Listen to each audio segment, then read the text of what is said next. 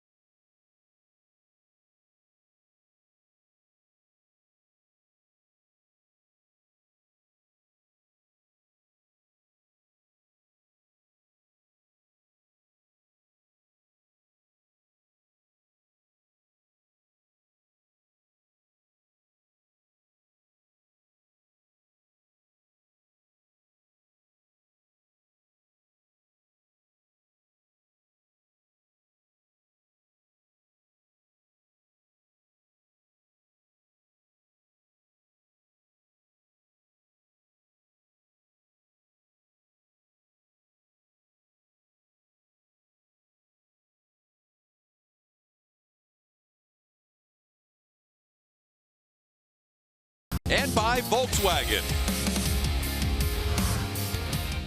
Astros kick off a 4-game series against the Angels with Justin Verlander on the mound. He looks for his 5th win of the year against LA.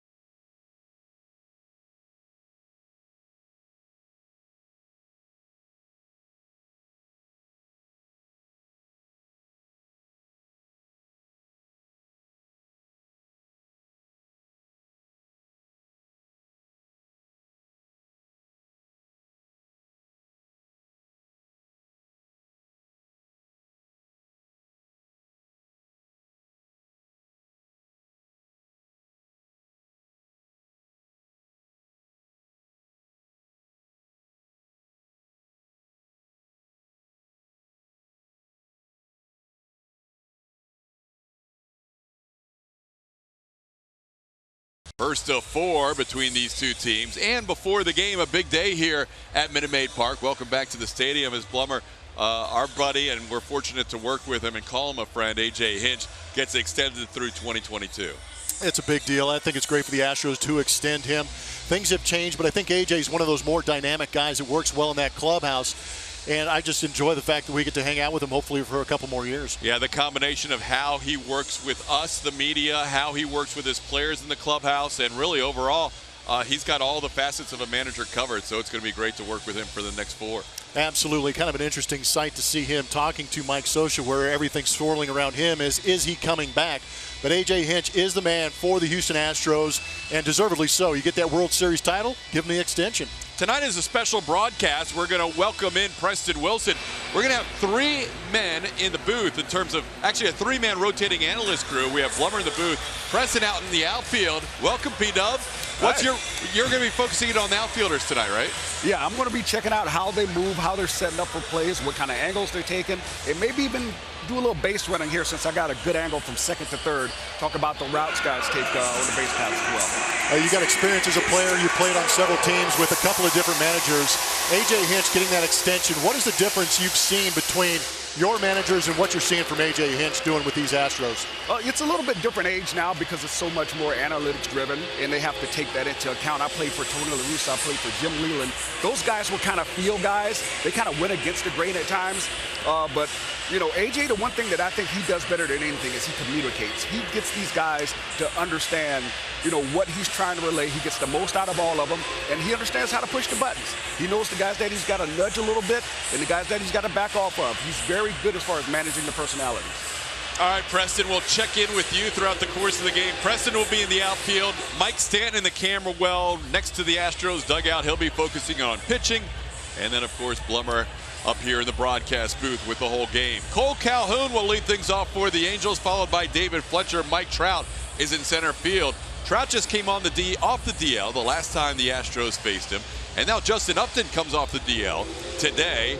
No Albert Pujols as he goes on the DL. Shohei Ohtani DHs. Andrelton Simmons at short. Francisco Arcia behind the plate batting 7th.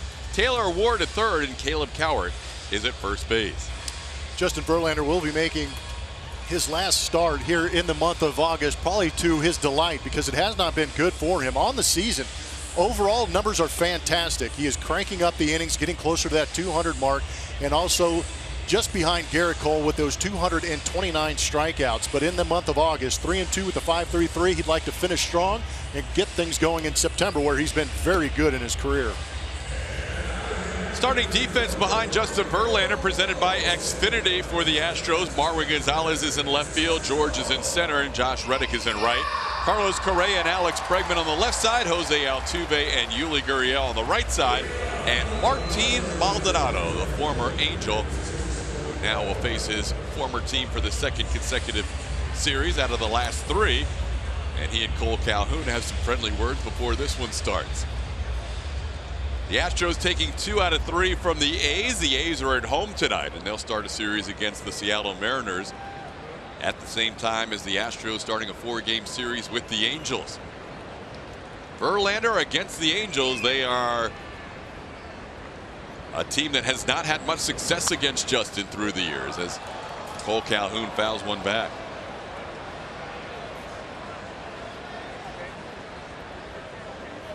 Yeah, I would expect Calhoun to be aggressive on the fastball early against Justin Verlander.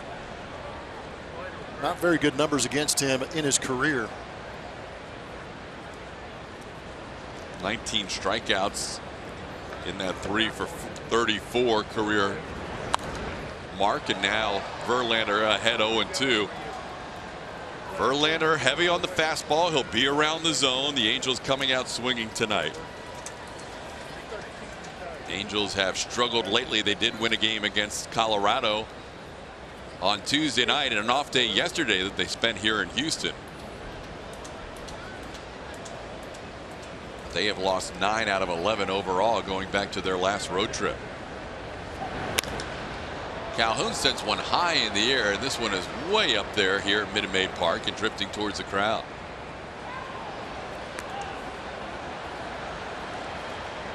Having played in this stadium for 5 seasons and then broadcasting here for the last 6, I don't think I've ever seen so many baseballs hit the roof in one season as they have this season.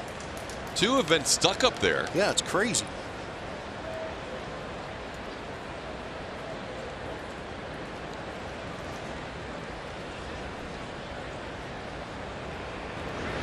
Swing and a miss.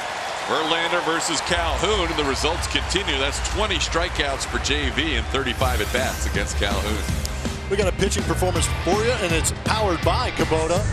Powered also behind that right arm of Justin Verlander. 4 starts against the Angels this season.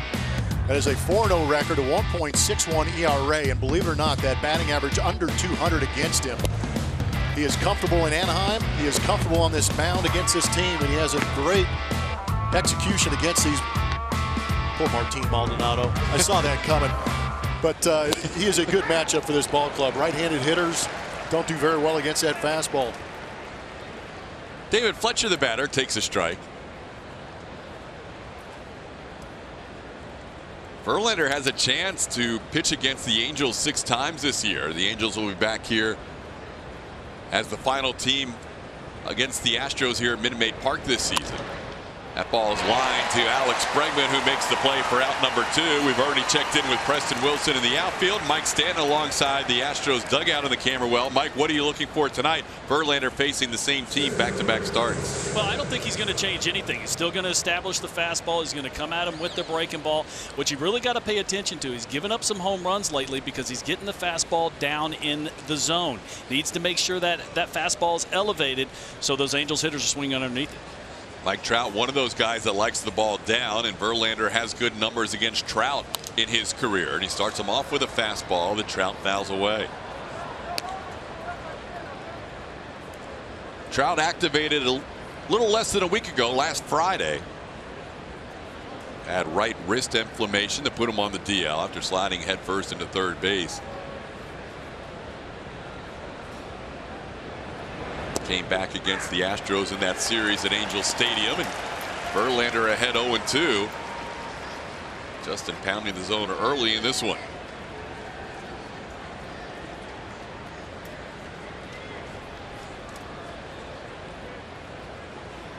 That is the first pitch that has not been a strike tonight. 9 pitches in, still ahead of the count 1-2.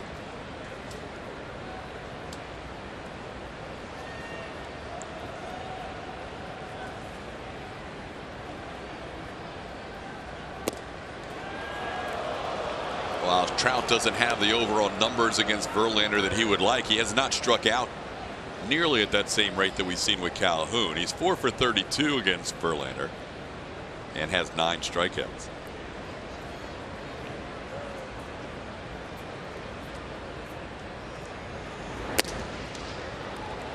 Velocity up early for Justin, too. Normally we see him pace himself a little bit more and then release some of that energy later in the ball game. But I think it gives you an idea of how he feels about this AB against Mike Trout.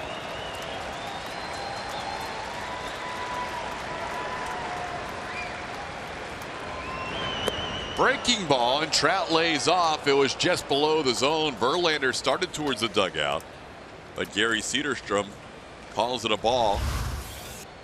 MD Anderson strike zone for you. Gives you an idea of how good that breaking ball actually was. It fools everybody because it catches a large portion of that zone at the bottom. You execute a pitch like that, you'd like to get the call. And Verlander working with Cederstrom behind the plate has been good news for Justin in the past. Verlander has a sub-2.8 or sub-2 ERA with Cederstrom as the home plate umpire.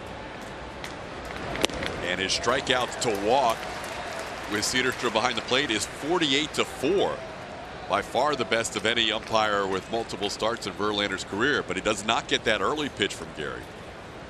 What are the chances Justin wants to go remind Gary after the inning that maybe, hey, we got really good chemistry here, guys. Let's get it back. We're good. We're usually in a good rhythm.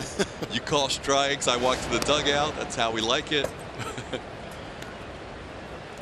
Justin Upton's just back off the DL. He spent the minimum 10 days.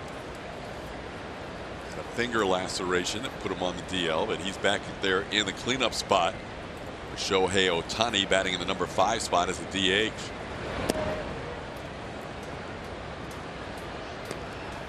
I don't have to worry about Ohtani sharing the DH spot with Albert Pujols as much lately, as Pujols has gone on the DL and will have work on that knee done and missed the rest of the season, it appears, for the Angels.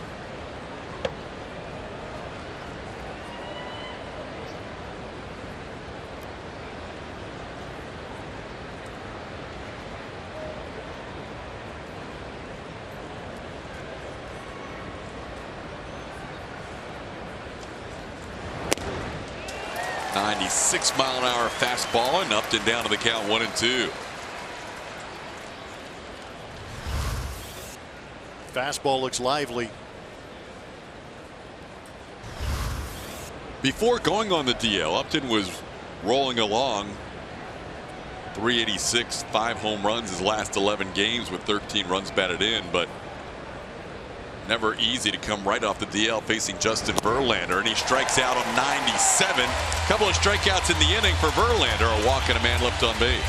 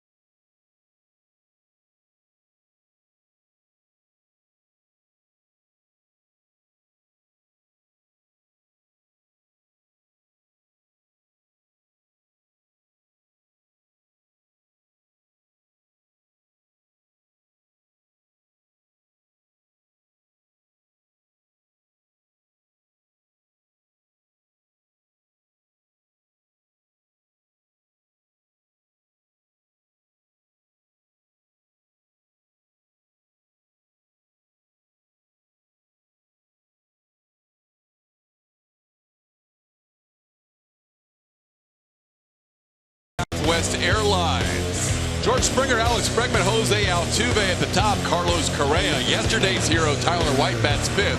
Marwin Gonzalez in left field. Yuli Gurriel at first. Josh Reddick bats 8th and right. And Martin Maldonado behind the plate hitting 9th. Left-hander Andrew Heaney, last time he was on the mound, it was against these Astros. Didn't go very well. 6 innings, 8 hits, 5 earned runs.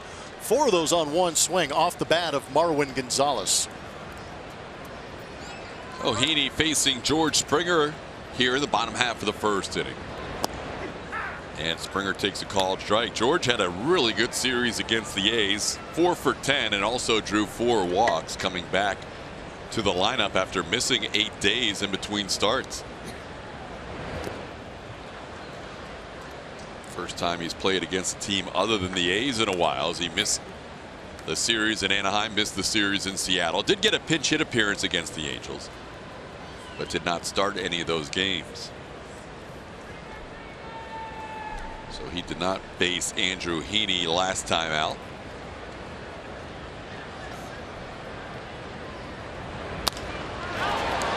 Just missed the right field foul line as Eric Cooper calls a foul. Andrew Heaney on the mound will give you a recap on what he uses on the season. 58% of the time you're going to see that fastball. He actually does a pretty good job of locating it inside to right-handed hitters and on the outside corner. Can have a little two-seam run every once in a while. Change up and a curveball. He will back leg that curveball to right-handed hitters. Heaney allowing 19 home runs this year, all of them to right-hand hitters. Only lefty he'll face tonight is Josh Reddick. Springer, a little flare into shallow center. That's going to work. George Springer having himself a nice homestand, his 5th hit of this homestand in 4 games. No Player Does More is presented by HEB. Alex Bregman, he has been a beast throughout the course of the season, hasn't slumped very much at all, but when he has broken out of it, he has absolutely exploded since August 15th. The batting average is at 420. That OPS is large because of the on-base percentage at 500, slugging 720. But he has been doing damage, and he's been doing it damage in big spots. And that. 10-game hitting streak for Bregman, 26 consecutive on base. And he has got the whole team buying all in on the dugout stare. Bregman's numbers against Heaney not so good, just 1 for 9, but seems like lately Alex has been hitting everybody and getting on base. 26 in a row and 86 out of 88. He's now number 6 in the American League in OPS.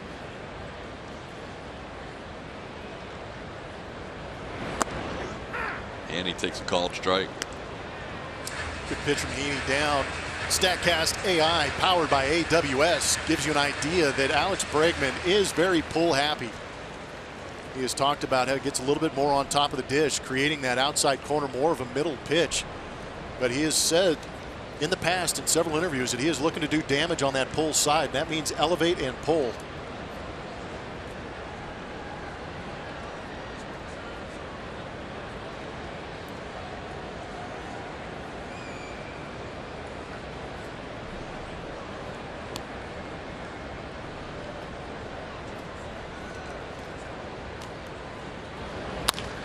Right back to the mound. Heaney will start a double play as he goes to Simmons. Bregman hit it hard, but right back to the pitcher.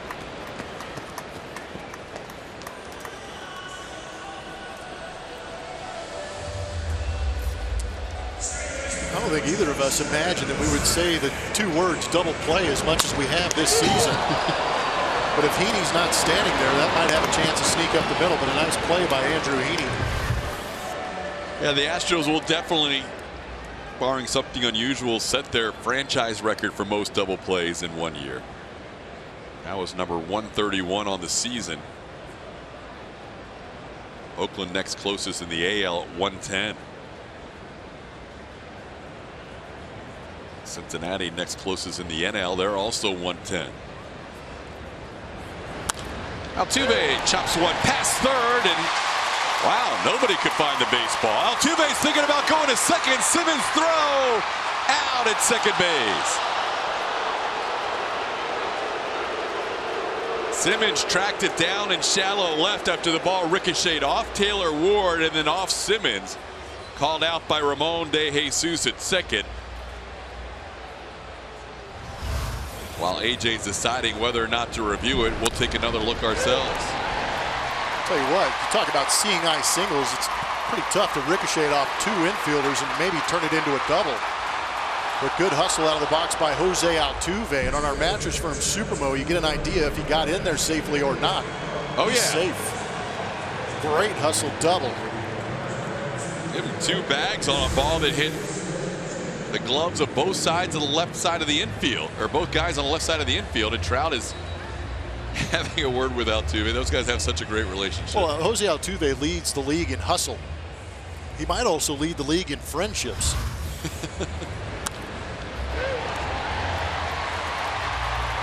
He actually shut it down a little bit and then turned it back on. That was incredible. The noise you may have heard in the background were the fans seeing it on the big screen here. I mean, that to me seems like enough to overturn it right there.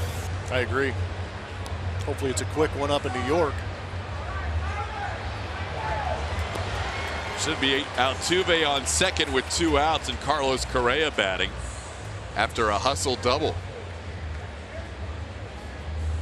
Gary Cederstrom is the crew chief and home plate umpire tonight. Ramon de Jesus, the other on the headset. He made the call.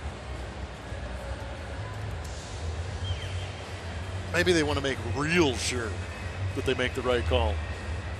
2-0 2 You and I are easy to convince.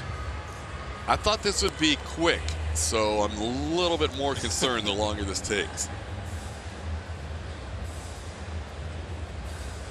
There we go. Nicely done. He can go back and talk to his manager and say, told you I made the right move. Two of the game's best, Trout and Altuve. A little discussion there after that play was overturned. Just another angle for you. Altuve going in with that feet first slide, getting that toe on the base before the tag of Fletcher. So let's see if Carlos Correa could make that overturned play pay off here for the Astros.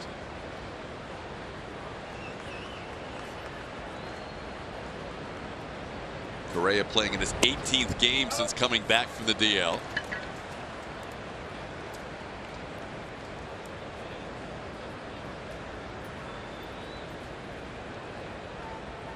Carlos 11 for 65 since his return. Had a sac fly in yesterday's game. Major league lead in that department. But also went 0 for 4 the rest of the way. He's got a 1-1 count here.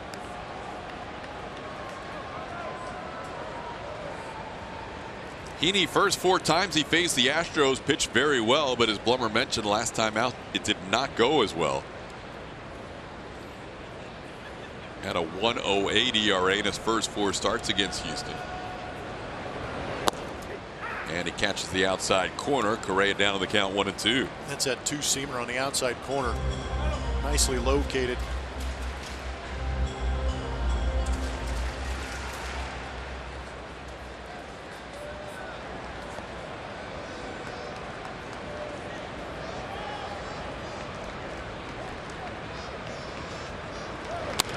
On the ground, right side, Fletcher is there. And the Astros fail to score in the bottom of the first. A couple of hits and 1 man left on base.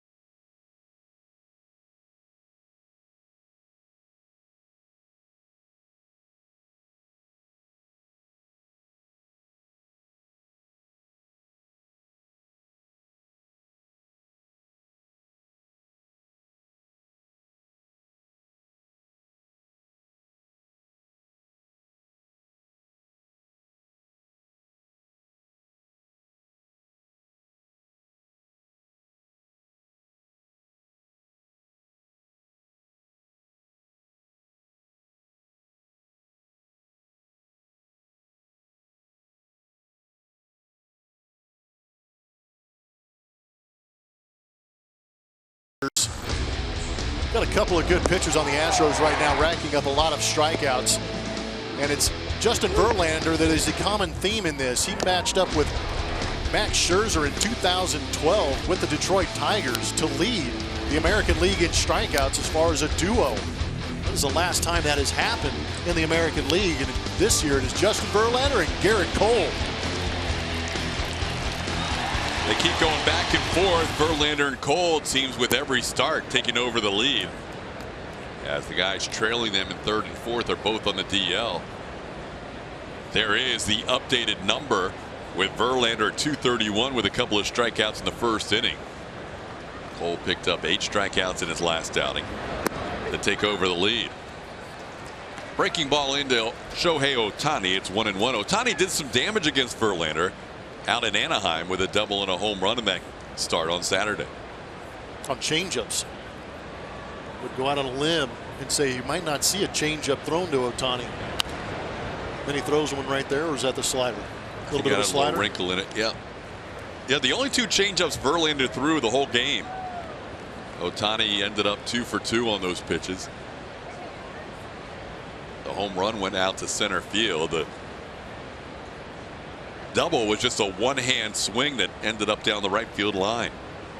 But here JV ahead 1-2. Angels naming Ohtani as the starter Sunday.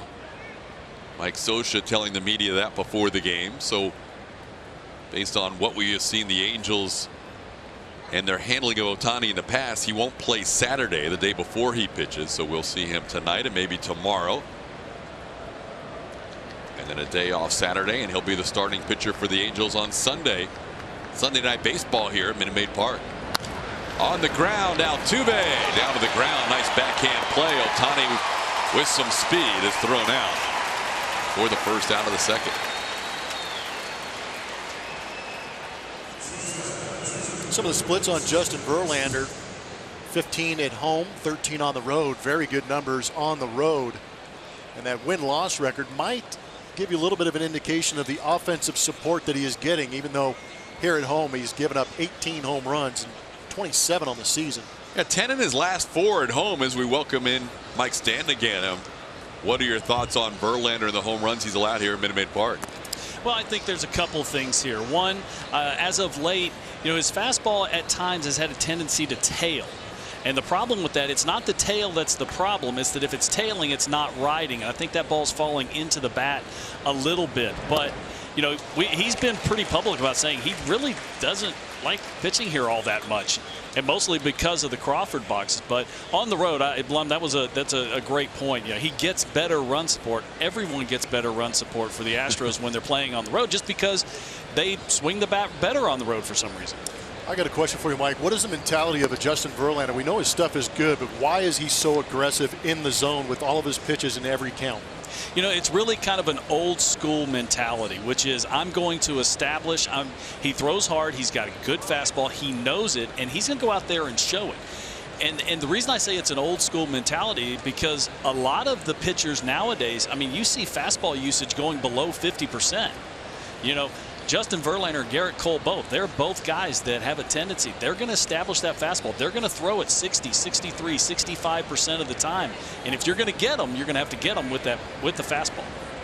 This year you see the breakdown of the home runs allowed: 20 solo shots, 7 of them with a runner on, and none with 2 or the bases loaded.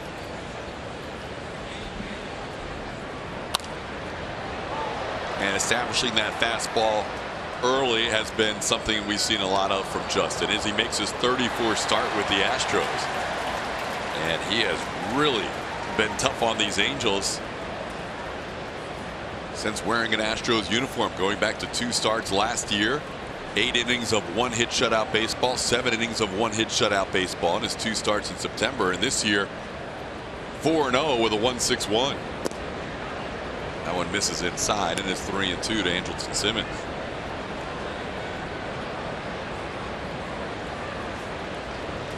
It's interesting that Justin Verlander has had the success he's had against the Angels with that fastball curveball mix.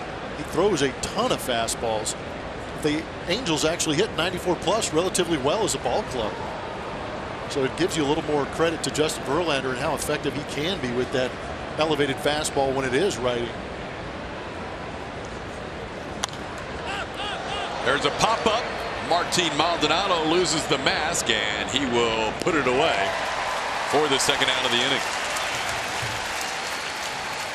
Some of the pitch usage for Justin Verlander in comparison to home and road splits. Yeah, there's no difference. No, there really isn't. And what's the thing about it is he's going to do what he does. And same thing at home, on the road. And it's all about execution of the pitch. And Blummer, you were talking about how these guys, the Angels, they handle fastballs 94 and above. But it depends on location, and where Justin has really had his way with these guys is that fastball riding up in the zone. These guys, as a whole, are mostly really low ball hitters, starting with Mike Trout. Great point. And that's something you're really seeing in Astros pitching. Brent Strom is one of those guys that's really preached. You can pitch up in the zone. Also helps out when you can get above 94 miles an hour. Well, that's what I was going to say. And to Mike's point, he does what he does because he's been able to maintain that velocity late in his career into his mid-30s. And we don't always see that around the league. King Felix is a guy came in around the same time as Justin Verlander. There's almost a 7 or 8 mile an hour difference between these two guys' fastballs. His idol was Nolan Ryan, and Mike, we're seeing a guy who is at age 35 throwing as hard as he did during his Cy Young year. Yeah, Justin's a freak of nature, just like Nolan Ryan was. I mean, this is not a normal human that's on the mound right now. This guy keeps himself in tremendous shape, but he's kept his arm strength and kept his arm speed, and that's what allowed him to keep that fastball riding up in the zone like that right there. On cue, fastball for a strikeout, and Justin has 3 of them through 2.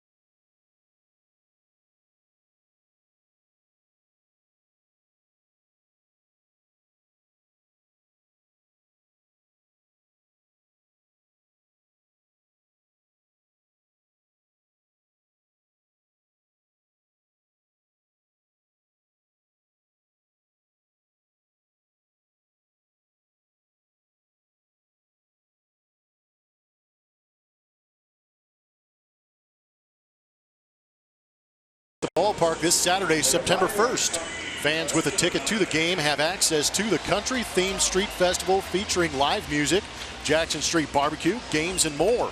Visit astros.com/barbecue for tickets and info. Saturday night, still to be determined who's going to pitch that game for the Astros.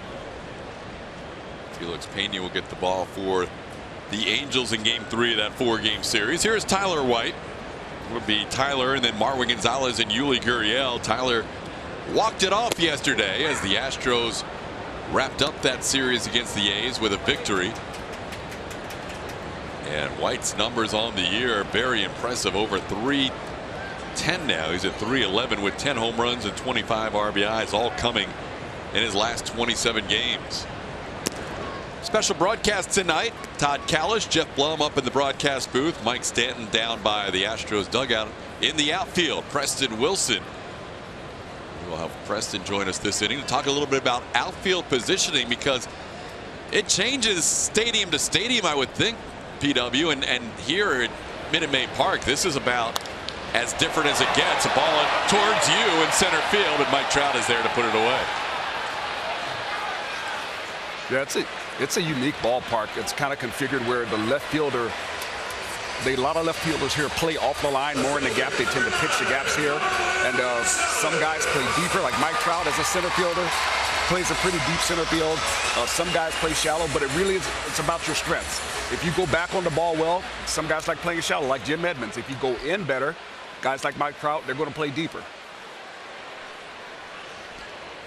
Mike Trout has improved his defensive numbers this year, but that is one area throughout his career, and I think he's really worked hard on it to try and get better, because that hasn't always been a strength of his. He's definitely put in the work. You know, the numbers are better, and he's a guy that cares about every part of his game. And defense is something that's that want to work, because it's not always something that, you know, some guys don't want that responsibility of being a good defender. Preston, I know we were talking to you a little bit about outfield, but as a hitter, when you are seeing that left fielder here at Minute Maid Park play that much closer to the center fielder, does that affect you at any point?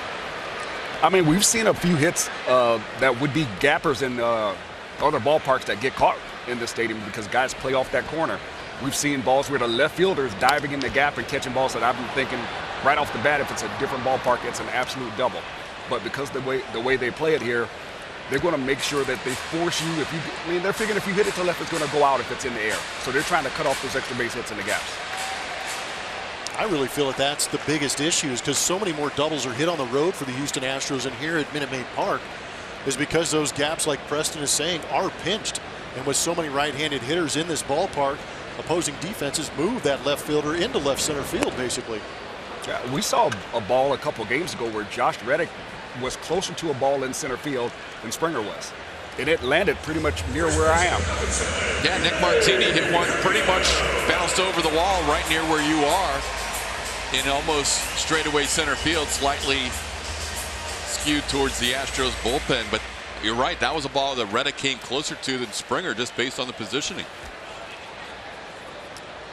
I wonder how much opposing teams move those outfielders, especially on the corners, to get them away from some of the issues that the scoreboard can cause. If you're not used to playing with a wall like that next to you, it can mess you up. I've seen some young guys in this league come out and have a lot of trouble with it. Don't know how to play it. They're not sure where they are because they kind of get lost in space out there. It takes work to get used to this ballpark. And right now, Justin Upton is to the center field side of the scoreboard, but there are times a left fielder has to actually make a left turn after he goes past the scoreboard because it juts straight back to the visiting bullpen. Yeah, this is a ballpark that whenever I came here, I tried to make sure I took a lot of fly balls to make sure I knew where I was on the field. This one popped up, and Andrew Heaney will have a 1-2-3 inning as that ball is caught by Taylor Ward as Yuli pops up to end the second.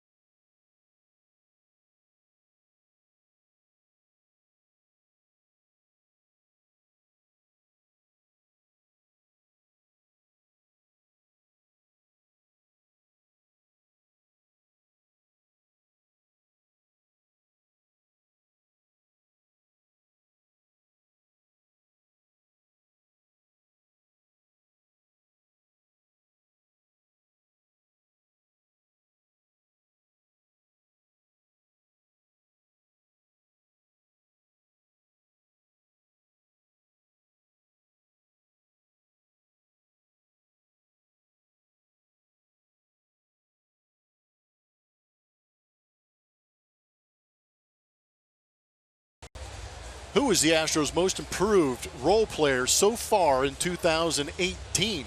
Some pretty good choices. That man right there, Tony Kemp, is option C. Tony Sipp will be option B, and then Tyler White, Great White, up there at A. Make sure you go to AT&T Sportsnet SW and place that vote. We'll bring you those results later in this ball game to our Chevy Stroh poll. Hey, two of those guys were on together today on MLB Network. Tyler White and Tony Kemp, and they were phenomenal. They got every single question about the other guy right. How about that? I mean, White knew Tony Kemp's birthday. Kemp knew Tyler's favorite football team. I mean, they asked all kinds of stuff, and they went like 8 for 8 or 6 for 6, whatever it was. That's creepy. It was impressive. Well, that's two guys that have spent a lot of time together, apparently. But yeah, that was entertaining on Intentional Talk today. Taylor Ward will lead things off against Justin Verlander. Wish I'd have known that at Caravan time. I was out touring Texas with Tyler White and Tony Kemp. Yeah, they knew everything. 2-1 the count. We'll have an amusing look back at some point tonight of Tony Kemp in the celebration. You won't want to miss that, because Kemp got involved with some gum container and then ended up saving Justin Verlander's life. It's a long story. 2-1 pitch is sent to the wall in left field, and Ward will get into second base, sliding with a double. That is the first hit allowed by JV. Ward getting a chance to play after making his big league debut just a couple of weeks ago. Slider hanging up out of the plate, didn't get as much break as he wanted going away from the right-handed hitter. Tyler Ward promptly strikes it into left field. Ward now 9 for 45 in his young career.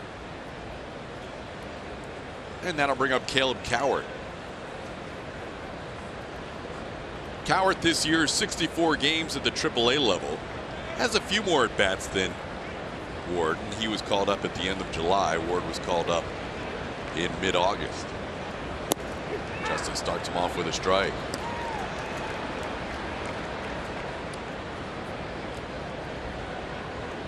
I got a question for Mike about the breaking ball. Sometimes, you know, we see the slurvy breaking balls, but Justin Verlander is one of those guys that has more of that traditional 12-6. How hard is it to command that pitch, and how hard does it seem like it's harder for umpires to call that, and why? Well, it is, because Justin doesn't throw very many curveballs. You know, his usual breaking ball is that hard slider he throws in the mid to upper 80s. That curveball's in the low 80s, and it's got more downward movement. And Gary Cederstrom, the home plate umpire, he hasn't seen that ball very good for Justin. He's thrown about 2 or 3 of them tonight that were good quality breaking balls at the bottom of the zone, and Gary hasn't called them. And, you know, with the fact that Justin doesn't throw very many of them, and, you know, Justin spends so much time up in the zone, I think it kind of just catches him off guard. But as a pitcher, you just have to keep throwing it. You know, you can't let external distractions, including whether the umpire calls it a ball or strike, dictate your game plan. Hey, Mike, I got a question for you as well.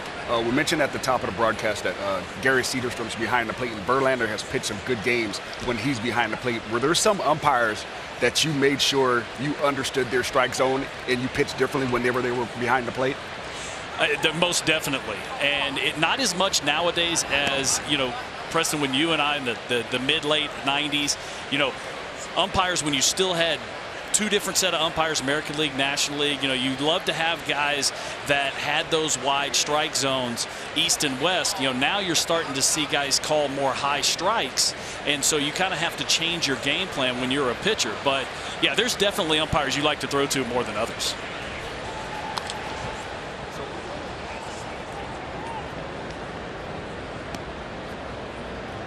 Mike, who was your favorite umpire to throw to? Oh, man, there were a couple, but, oh, goodness, you put me on the spot. See, I knew the ones I didn't like. I don't remember the ones I liked. I understand that, yeah. But I didn't want to do that to you. Well, I don't have to throw to him anymore. Now it's okay. You know, the one you pick on now is Angel Hernandez. And Angel actually was a pretty good umpire, balls and strikes. He just always had such an attitude back there. John Hirschbeck was my number 1. I bet he was. Yeah, I could see that happening. I bet he was. And the thing was, you know, before you started Quest Tech, and the reason everyone liked John, and the thing, you know, you guys as hitters knew the same thing. He was going to give the pitcher 3 or 4 inches off the outside corner, but he was going to miss the ball on the inside quarter right underneath your nose. So the hitters knew it, the pitchers knew it, and you just dealt with it. Nothing like getaway day when Hirschbeck was behind the plate. I'll never forget Shea Stadium. I walk up to the plate, and all he says to me is, "You better swing it today, Willie." I was like, okay, like I needed help swinging. Yeah, and you know what? The funny thing is, all the umpires said that on like the last day of spring training because everybody was ready to get out of town. Oh yeah, they're flying commercial. They're not trying to be at that stadium late. And they didn't care about your batting average. Verlander picking up his 4th strikeout of the game, getting Cowart for the first out, and now breaking ball for a strike to Cole Calhoun. But that is something we have seen change, as Mike mentioned, through the years, because now these guys are graded every night on their strike zone, and there is so much scrutiny now as we put up that empty Anderson strike zone like every other broadcast. That has got to be one of the crazier things. It came in the tail end of my career when they started having the availability of the computers in the tunnel. So you could immediately argue a pitch, run up the tunnel, check it out, come back out, and literally yell at a guy and say, that's not what the computer said. But, you know, there's got to be a human element in this. But there are times where you work with an umpire and you wonder if they're trying to encourage the computer strike zone. Testing it out? Yeah. Like tonight would have been a good night. You say that sometimes. I think it was Ben Zobrist that said it a couple of weeks ago and got himself ran out of a game. Oh, about when you say umps? yeah. So you don't have your A game. I think someday we'll eventually see that. It may not be for another 7 to 10 years, but I think the technology may be too good to avoid it down the road sometime. I know. 1-2 the count to Calhoun.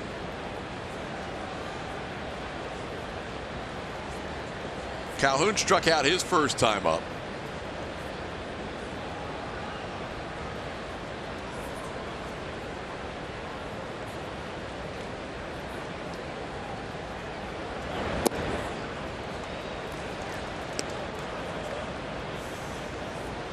A couple of big hitters for Justin Verlander right now. 1 out in the inning, runner in scoring position. I only say that in the sense that Verlander has very good numbers against Calhoun. He'd like to get him, and then he'd like to back it up by getting Fletcher out and forcing Mike Trout to lead off next inning.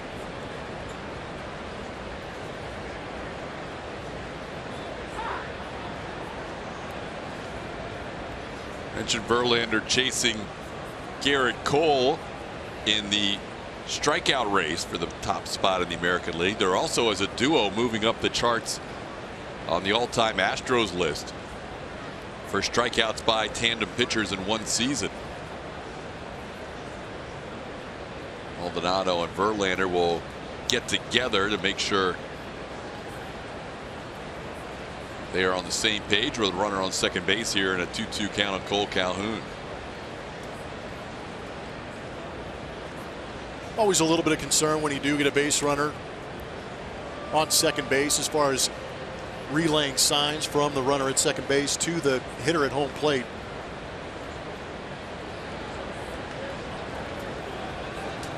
Not sure if Preston's had opportunities. Well, I know he has. He's played the game of baseball at this level. You're going to try and find every advantage. You ever pick signs at second base? Absolutely. I mean, they're trying to disguise it. It's my job to try to pick it up. You know, I don't think that's cheating. I think that's just being a smart ball player. Yep, I mean, you don't want to be blatant about it, but I'm using my intelligence to try to figure out what's going on to help my team. There's nothing wrong with that. Yeah, when you're facing big league pitching, if you can find any advantage, and if the catcher's not going to worry about it or the pitcher's not going to worry about it, you've got them, go for it. Yo, some pitcher signs are really simple because when they get in that stress of being on the mound, they'll forget the complicated ones.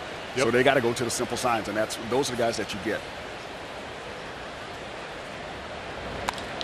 Ball into center field, pretty well hit, but Calhoun got under it. Springer will make the catch. Ward makes the tag. Taylor will get to third with 2 outs. Watch the Astros your way by downloading the AT&T Sportsnet app from iTunes or Google Play, or visit AT&TSportsnet.com to stream on your computer. Log in with your cable account and you're all set. Available for those with AT&T Sportsnet in their TV subscription. Blackouts and territorial restrictions will apply. I think it's fair to say, talking about picking signs, that Justin Verlander is as aware or as concerned about guys picking signs as anybody in that Astros rotation. And then you mix in the fact that Martin Maldonado behind the plate just played on this team earlier in the season. Good point. Justin's probably about as paranoid as he could possibly be, even though he pitched against them in his last start. Mike? You know, guys, we were talking about how, changing up the signs, the pitcher and catcher with the guy on second base. And when I was in Atlanta in the early 90s, Charlie O'Brien came over and in spring training, and we had the whole team on the same set of signs, which that never, ever happens. Well, late in the season, Greg Olson goes down with a leg injury, and Javier Lopez gets called up. When I say late season, I'm talking September, about to go into the playoffs. Well, Javi didn't have the same experience that all the other catchers did with the set of signs, and we actually had to change and go back to more traditional signs. But we had the whole pitching staff under the same set of signs, which that's the only team of the 19 years that I played, the only team that was the case. Yeah, that's unusual, huh? That's crazy. Yeah, it was pretty complex, and we had, the whole month of spring training games to figure it out. And there were, it was some trial and error at the beginning, but once you got it, it was very easy. Don't tell me it was first sign after 2. No, that was mine. That's what I usually used. And if I shook, it was just first sign. 1-2 to David Fletcher, and this ball is pulled foul. There's a good catch after it hit the rafter. That's a fan that knows how to play the stadium here at Minute Maid Park. And a fan of the umpires, too. You don't see too many of those MLB umpire hats floating around, do you? No, it's a unique fan base. Not a lot of people are coming to the stadium with Gary Cederstrom's hat on. But that's the case for that fan. But nice play off the rafters. Reliving the moment. Oh, you got to break the play down afterwards. Tell them about the catch probability. Verlander trying to get through the third inning. A runner on third and 2 outs. An opening double by Taylor Ward. A strikeout and a flyout. And he gets David Fletcher. Justin Verlander, 5 strikeouts through 3. And we're still scoreless.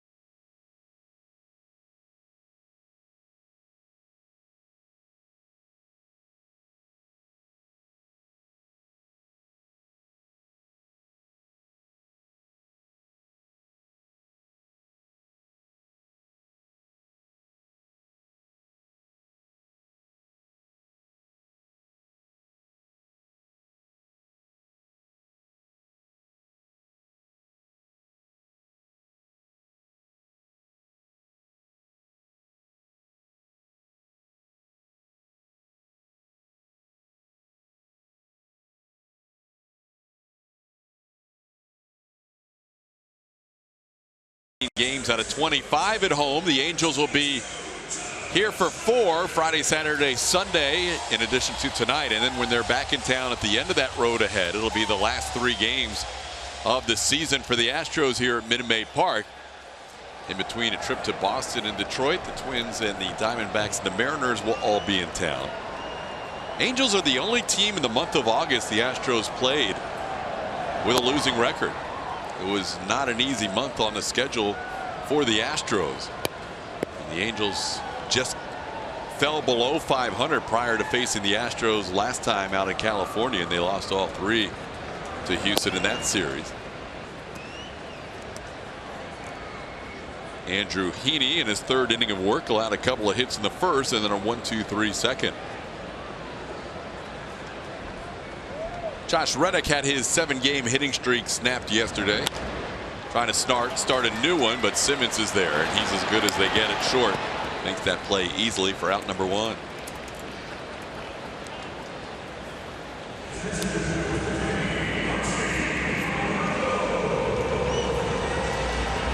I'll bring up Martin Maldonado.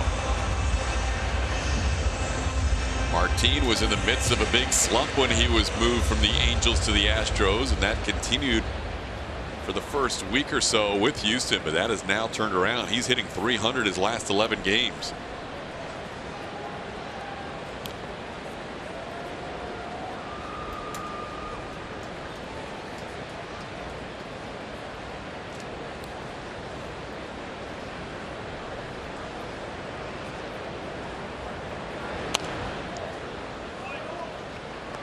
Heaney worked plenty with Maldonado earlier this year as the #1 catcher. The Angels recently had Rene Rivera claimed off waivers by the Atlanta Braves.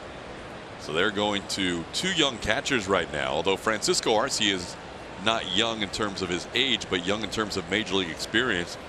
After 12 years in the minors, made his big league debut just a couple of weeks ago, and Jose Brasino is the other catcher now for Mike Scioscia.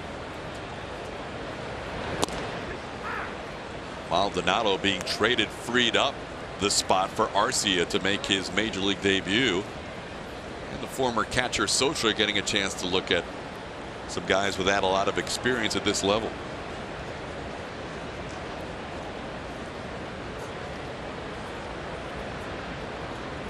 No time like the present for the Angels, considering the way things have gone this season for them. A lot of injuries to that rotation early in the season really put them behind the 8 ball, and it has not been pretty the rest of the way. Disappointing year for sure for Scioscia and Angels fans in general, with a lot of those injuries. Currently 5 games under .500 to start today's play.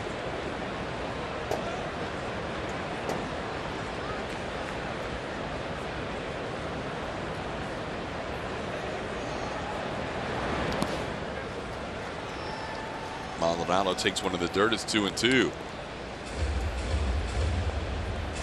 Oh, we saw Trevor Cahill in that series against the A's, and his home road splits are about as different as any pitcher we have seen in a long time. Andrew Heaney's got an interesting situation going on the road. He has made 17 straight road starts going back to 2015 without a victory. As Maldonado sends one foul.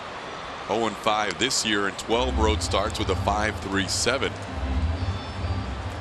Last time Heaney won a game on the road was September 2nd of 2015. Not only the longest active streak in the major leagues, the longest in Angels history.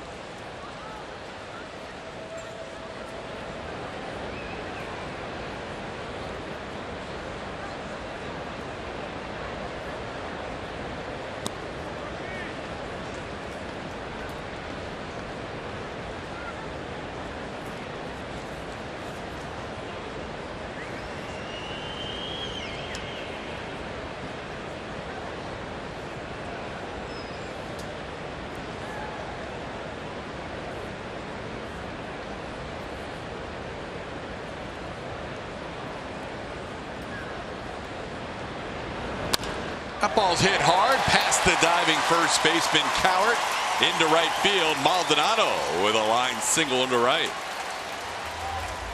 It is time to get out and play. It is presented to you by Toyota. Big home run last night from the Meg. Walk-off. Going Meg now? Oh, yeah. How about the celebration after? It was pretty intense. A lot of good things happening, but I want you to take a peek over there. Tony Kemp?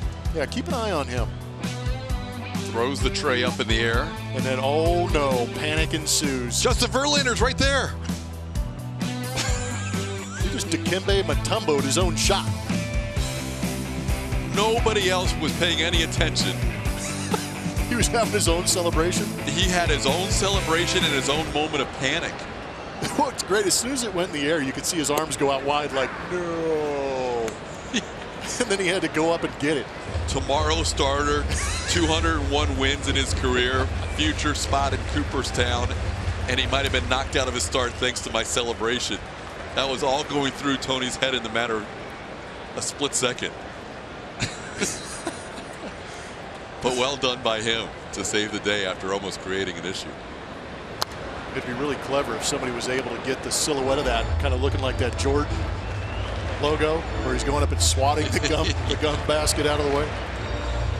It's all fun until somebody gets hurt by the gum train, the celebration. Not just someone. Yeah, JB. Yeah. Well, Tony had a good time with it on social media, as you might imagine.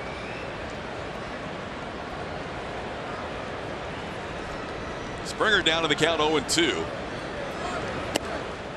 George takes one upstairs. George with a single his first time up. Didn't hit it hard, but looped one into shallow center field.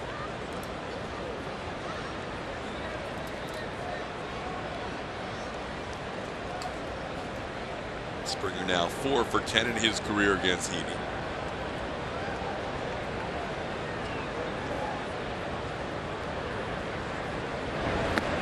He goes down swinging here.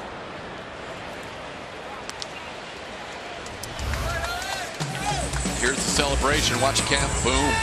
Watch Verlander. Look out. It was an immediate reaction. Gum toss to, oh no. Hey, I got a question for both of you hitters. Is there a part of you that doesn't want to be the hero? Because you get beat up in the middle of the scrum. Yeah, a lot of guys keep their helmet on for that very same reason. You know, it's a thrill to do it, but you kind of pay for it. I mean, we see jerseys pulled off and, you know, necklaces broken, guys getting upset. Oh, there's not too many jerseys that make it through one of those celebrations. Right. When I saw Tony Kemp throw that tray and he recognized that it was Verlander, you could see his whole career flash in his mind. As it's coming down. He did. He was going up for that rebound. Here's Bregman with a 1-0 count. He pops one high in the air. Might be playable on the first base side, and it is put away by Coward for the final out. So the Astros with a base hit and one man left on base. We're through 3 scoreless.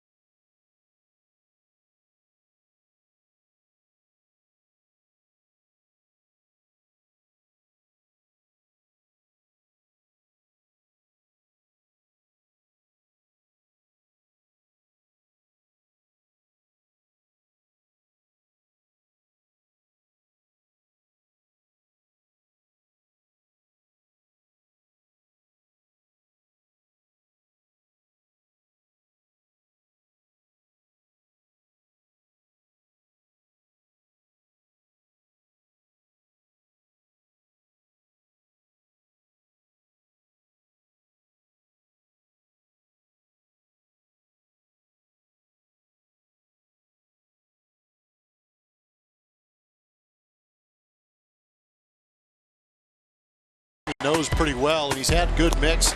He is executing pitches very well. A slider, fastball up, another fastball elevated to Arcia, gets the swing and miss.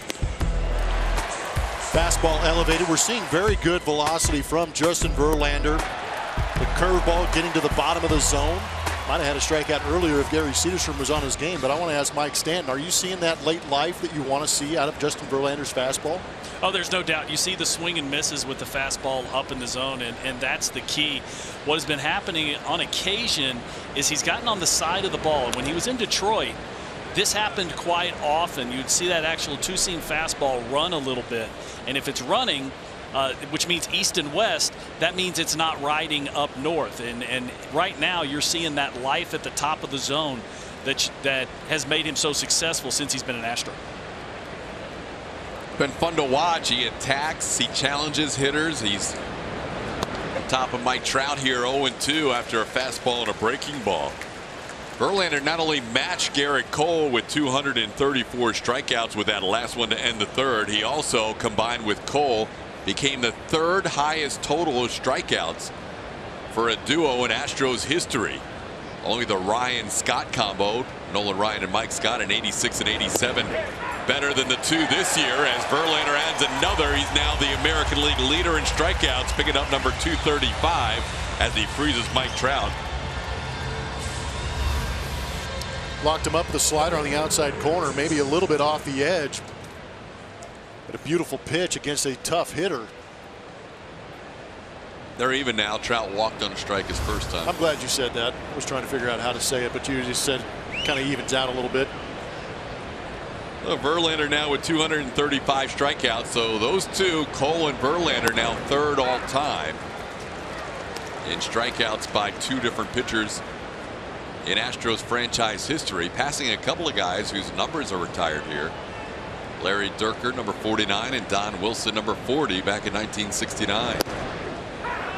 And they should end up with the all-time record before it's said and done, which is 503. Verlander ahead of his former teammate Justin Upton, 0-2.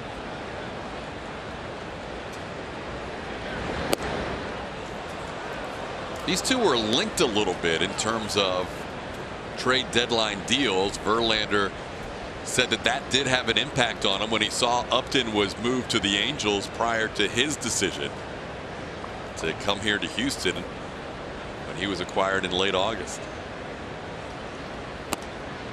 Said he figured it was time the Tigers were kind of looking towards the future and maybe not going to win right away. He saw an opportunity here, and it certainly paid off for Astros fans. And at the time, Justin Verlander only knew one place. It was Detroit. That was his home. That's where he established himself. That's where he became Cy Young and MVP. But it was definitely a sign to the community and to guys on that team that it is now time that we're going to trade salaries. We're going to try and get salary down, rebuild this thing. And Justin Verlander, I think, recognized that he had an opportunity with his arm being so much better at the end of 2017. And then he saw the opportunity here in Houston, and he took it, and it paid off big time for everybody.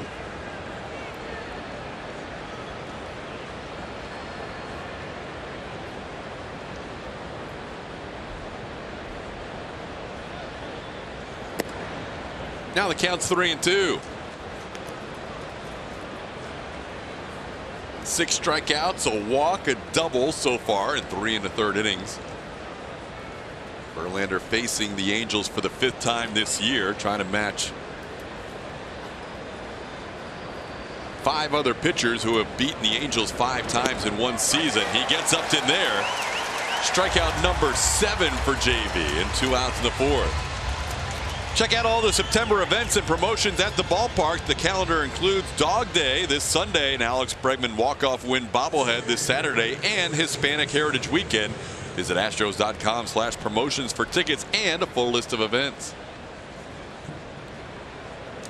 Upton with 7 strikeouts of the first 11 outs of this game. Shohei Ohtani grounded out on a nice play by Jose Altuve his first time up, and takes a called strike.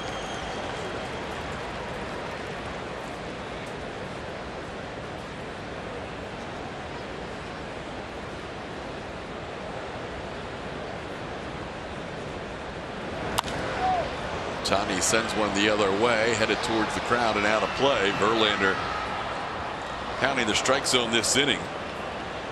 Struck out Trout on 3 pitches, got Justin Upton after a full count, and now he's ahead 0-2 on Ohtani.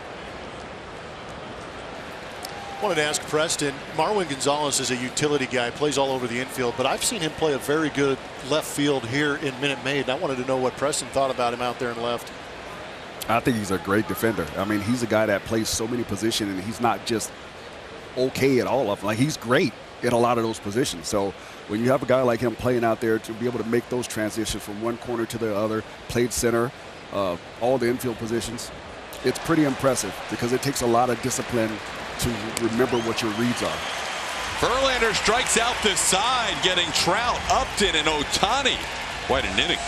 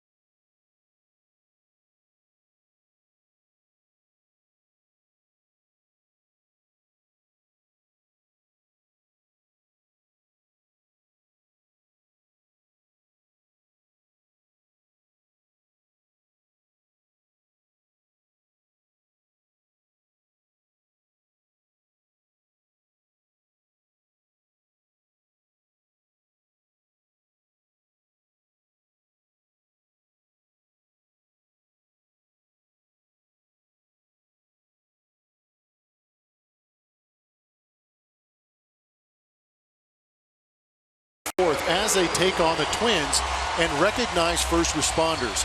10,000 fans in attendance will receive a First Responders Challenge coin presented by Lionel Bassell. For more information, visit astros.com/promotions. Bottom half of the fourth inning, scoreless. Astros 3 hits, Angels 1. Jose Altuve facing Andrew Heaney for the second time. Altuve with a ground ball that deflected off both infielders on the left side of the infield. Taylor Ward and then Andrelton Simmons, and Altuve hustled it into a double.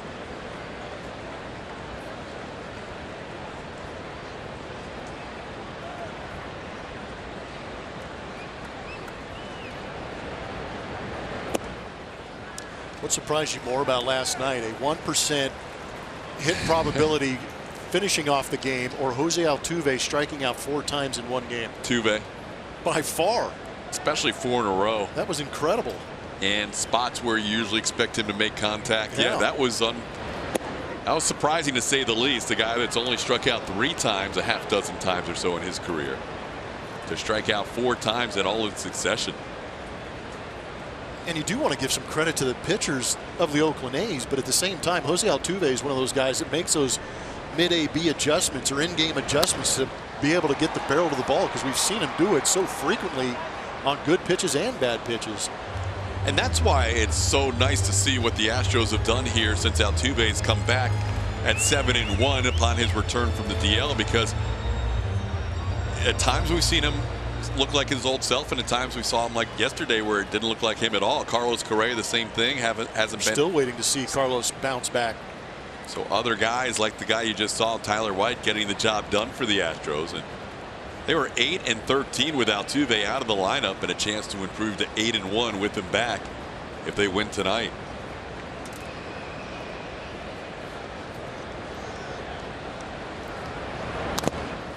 Really cool to see Altuve, Correa, Springer, Bregman, everybody from the team. There were no seats really set up at the press conference for those guys, for A.J. Hinch's press conference, but they just wanted to show up and show their support for their manager. Everybody was there. Yeah. And I think that speaks volumes to the man who is leading this ball club. And it wasn't, just a handful of guys. It was a solid contingent in the back part of that press conference room. But he definitely has a pulse on these guys as a whole, but he also has a very good pulse on these guys as far as individuals. That ball in the left field. Upton will watch it fall in front of him for a base hit. Altuve 2 for 2 tonight with a double and a single. Well, AJ recognized that his team was back there, and here are his thoughts. To the players that are in the back of the room, thank you. I wouldn't be here, and I certainly wouldn't be getting this opportunity if it wasn't for you. This game is about players. It'll always be about players. And to be your manager is by far the best job I've ever had in baseball and the best opportunity that I'll ever have. Without you and the work that you put on behind the scenes at the games, me as the manager, my coaches, the staff, the fan base would not be complete. You guys are the heartbeat of a manager's job. AJ Hinch extended today to 2022 in his contract, and you could hear the true emotion in his voice there as it cracked a little bit, talking about guys that he truly loves in that clubhouse. No, he's a strong family guy off the field. Married, 2 daughters, and I really think that a lot of that carries over into this ball club. He cares. Correa to short. Astros will hit into their second double play of the night. Bregman hit into one of the first, and now Correa hits into one of the fourth. I would say it's amazing how many times the Astros hit into a double play, but I think we've already covered that this year. Yeah, I'm tired of him. Yeah. Here's Tyler White. White flied out to center his first time up. And when I say there were no chairs set up for the players, it wasn't like they couldn't show up. They wanted to, and they wanted to be there. They just sat there at the base of the cameras, hanging out, watching their manager get interviewed by the media. All the chairs were taken up by the media that was assembled for what turned out to be a big announcement today. So this year, Jose Altuve gets signed to an extension. General manager and president of baseball operations Jeff Luhnow gets signed to an extension, and now AJ Hinch. So this core. A lot of players showed up for Jose Altuve in spring training also.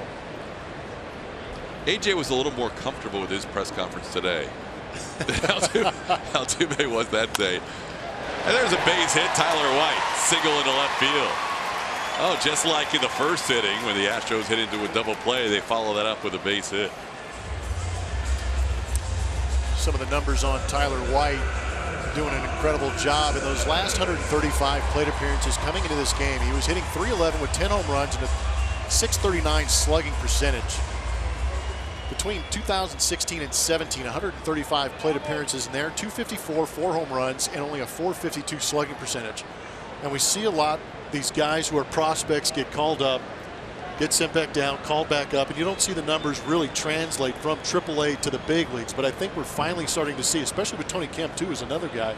But Tyler White is really bringing some of that prospect mentality or prospect, idea of what a prospect can do at the big leagues here to the show with the Houston Astros, and it's been a lot of fun to watch. It's been a lot of work, but I give him a lot of credit for fighting through some of those struggles early on and putting up some major numbers here in August.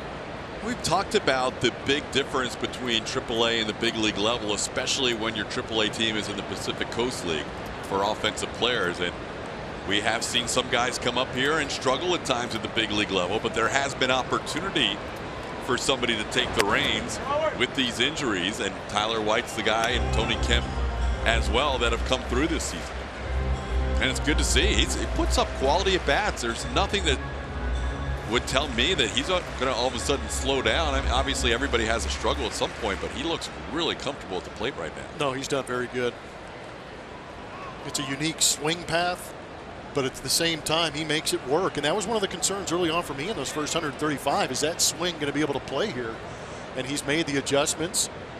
A lot of it's laying off pitches outside the zone. That'll increase your on-base percentage, but it'll force pitchers into the zone to give you a pitch to drive. And the damage that he does late is what's been extremely impressive to me. There's a new big three. Between Bregman, White, and Gonzalez in the month of August, you can see how much they account for this Astros offense. Wow. hits, total bases, and RBIs. 3 guys carrying a hefty load. Those numbers are amazing, staggering, if you will.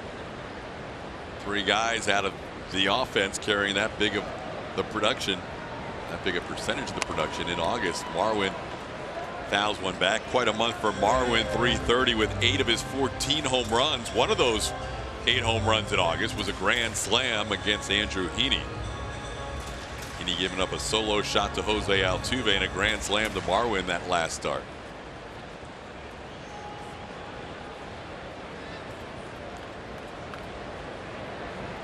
Marwin had the day off yesterday after having his 8-game hitting streak snapped on Tuesday.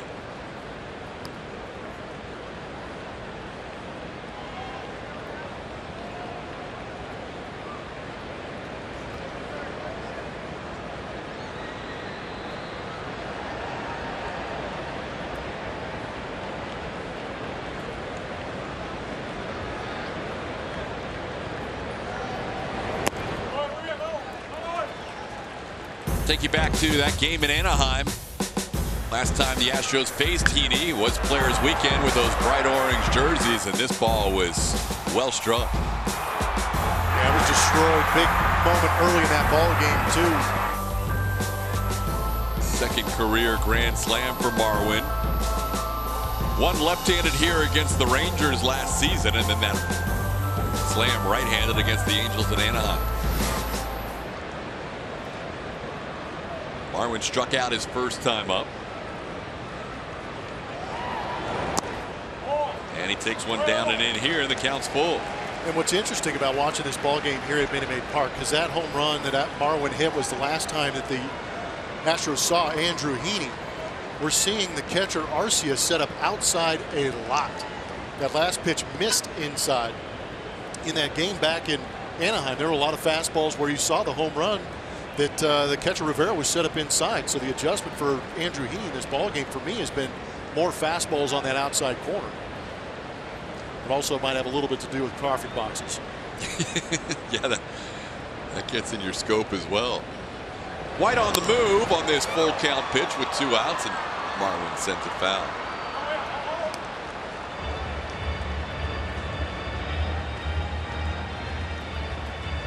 Astros finished off with their series in Anaheim against the Angels. Still have 2 more series here at Minute Maid Park. The Astros do not have any more games the rest of this month or September west of Houston.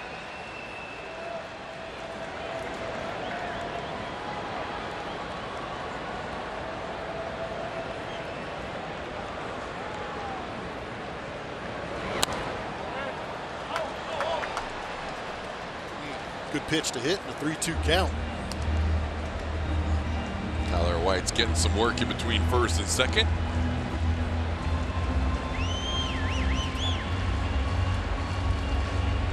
Some 2-out lightning would be nice. Tyler said it was the first time he's ever had a walk-off home run, including Little League, high school, minor leagues. Wow. So he was ready to enjoy himself after that home run yesterday. And a big spot too. Astros, if they lose that game to Oakland, only a half game ahead. Instead, starting the night 2.5 ahead of the A's.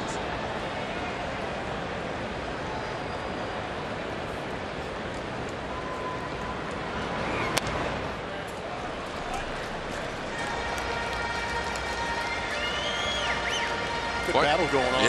Yeah, really.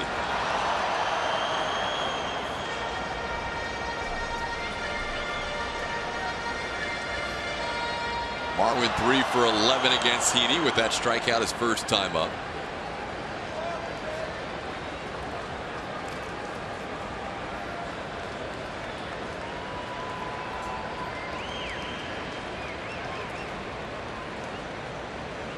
SAB's going to mess with Tyler White's Fitbit.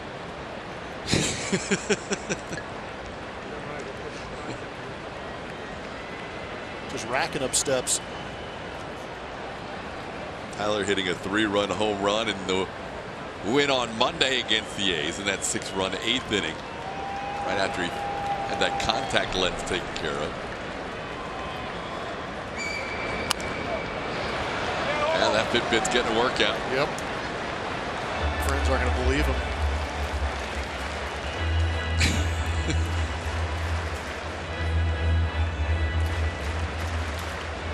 So you're going Megatron now, huh? Megalodon. Oh, Megalodon, right? Yeah, not just That's a great white shark. Megalodon. We're going for historically large and aggressive. The Meg. Meg. Well, he deserves to have a few nicknames right now the way he's been going.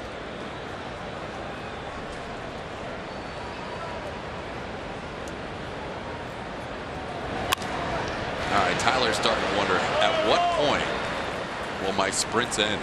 Yeah, right about now you got to tie your shoe, take a breather. Actually, Arcia's doing him a favor right here. He's giving Heaney a rest, trying to figure out how to get Marwin out, but at the same time, he's giving Tyler White a chance to maybe gather himself a little bit. The health analytics right now are going crazy. To Shark's credit, he was out closer to second there than maybe on the previous 5 pitches, so he's not backing down from his lead. He is getting out there. Marwin continues to work a 3-2 count. Pitch number 12 in this sequence, and we'll do it all again. Nice. What's this do to a pitcher, Mike? Oh, this is about as frustrating as it can possibly get. I mean, you don't want to give up a hit or a home run or anything like that, but you're still out there going, dude, do something. Put the freaking ball in play, swing and miss, walk, whatever. I just want to see another guy at the plate. You get tired of seeing the same guy over and over. Yeah, and you know, with that frustration, a lot of times does come some kind of mistake out over the plate. Do you feel that when you throw this many pitches, does it benefit the hitter or the pitcher? Oh, I think it definitely benefits the hitter. The more pitches you can see, because a lot of times they're not just all fastballs. You try the changeup, you try the curveball, whatever it may be. And now all of a sudden, he's seen so many pitches, you almost feel like he knows what's coming. Pitch number 13. And a breaking ball for a called strike on the edge. Quite a battle won by Heaney. Picks up the strikeout to end the 4th.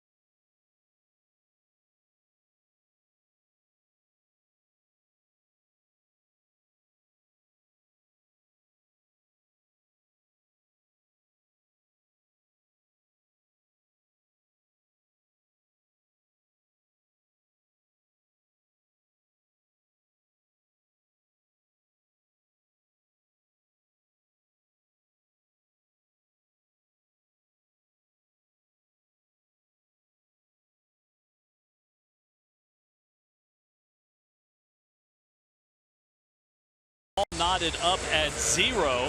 We're going to take a little look at Justin Verlander and his pitch usage tonight. Yeah, I feel like he's done something a little bit different.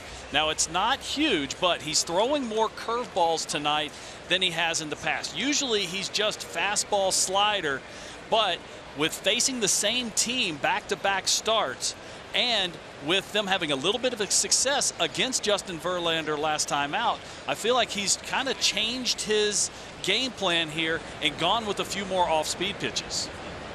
See the breakdown right there of the 67 so far for Justin. Facing Andrelton Simmons here to start the inning. Angels have a total of 2 base runners, a double by Taylor Ward in the 3rd, And a walk to Mike Trout on a very close 3-2 pitch that could have and very well should have been called a strike to end the first. There's that slow curveball for a called strike. It's 1-1.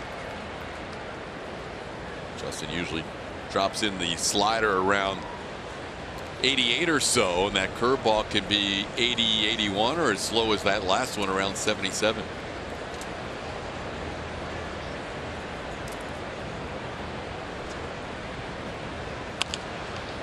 You know, every pitcher comes into the game with a game plan, and Justin has really bought into a lot of the analytics that come from upstairs down here to the players. But he also all pitchers, especially good ones, they go by feel.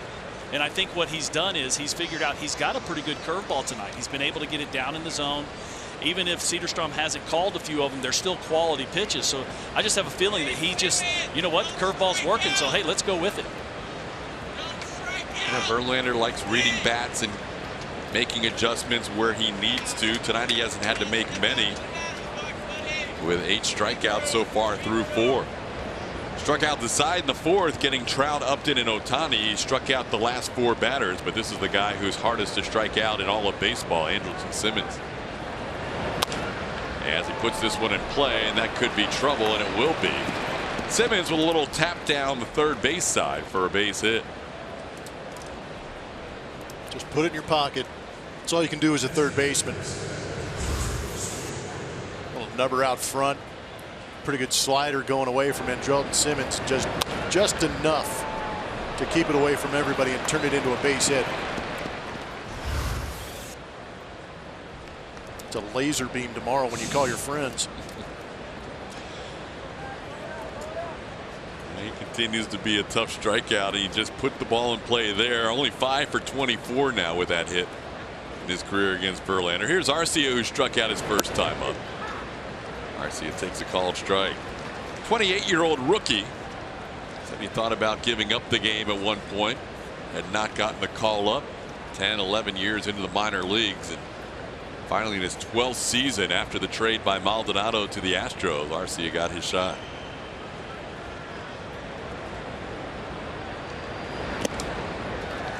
Facing Verlander here. He was down in the count early his last time, and he's 0-2 in this at bat.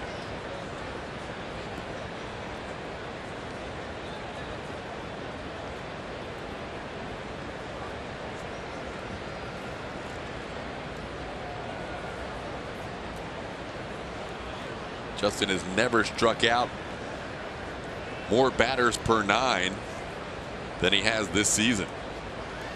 And he picks up another one. 95-mile-an-hour fastball for strikeout number 9.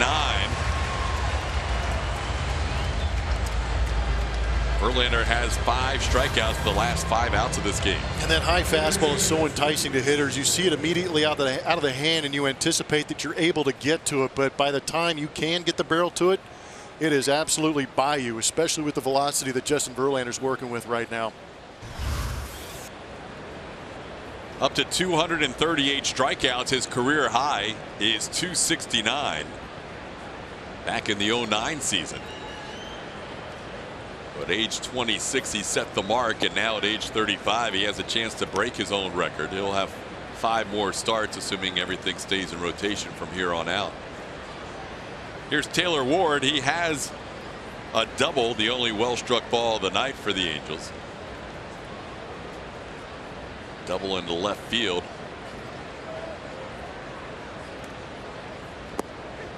And another breaking ball. This one a called strike.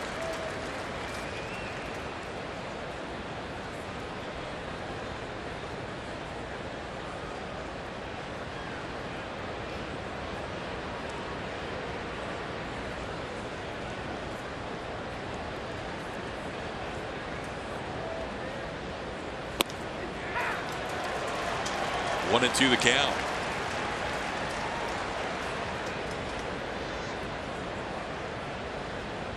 Verlander has 8 different starts with double-digit strikeouts on the year. 3 of them in July. And he's looking for his 3rd in the month of August.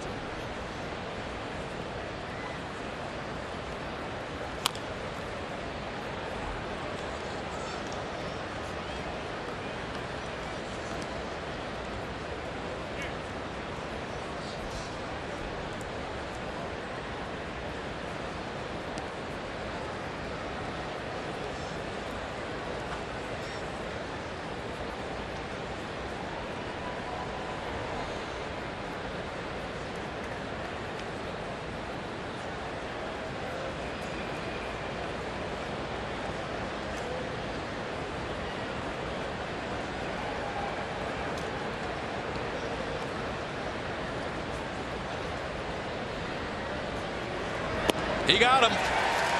There it is, strikeout number 10, ninth double-digit strikeout game of the year for Verlander, and 2 outs in the 5th. This week on Astros Bases Loaded, Alex Bregman will break down the stare. We'll reveal the origins of the players' weekend nicknames, and Justin Verlander gets charged $1 million for lunch in L.A. All that and more on Astros Bases Loaded tomorrow before the pregame show, only on AT&T Sportsnet. He could already afford it, but the way he's pitching this season, he's going to be able to afford many more. My goodness. Yeah, this is an Angels team that just wishes one of these series against the Astros that Justin Verlander will not be in that rotation, because he has matched up with him every series, and this is the 5th of 6 on the year. Yeah, uncle. And if things stay as they are now, he'll face them again on that final weekend, the 21st, 22nd, or 23rd. Freddie Garcia, Tim Hudson, Steve Busby, Denny McLain, and Blue Moon Odom. Ah, Blue Moon. Blue Moon. Those 5 guys had 5 victories against the Angels in one season. You have to go all the way back to '68 for Blue Moon and Denny McLain, Busby in '74, Hudson and Freddie Garcia in '01. Verlander has 4 wins this year against the Angels. Chance to join that group or see how the year goes. A chance maybe to set the new mark. 1-1 the count to Caleb Cowart as Justin checks Simmons at first base.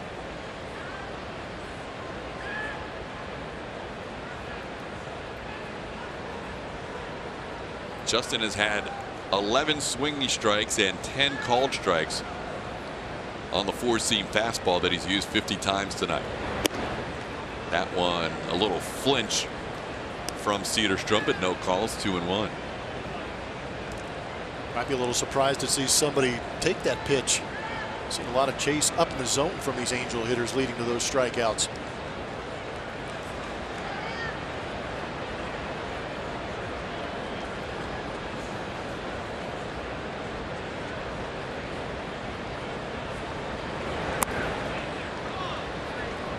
That one down and in is 3-1.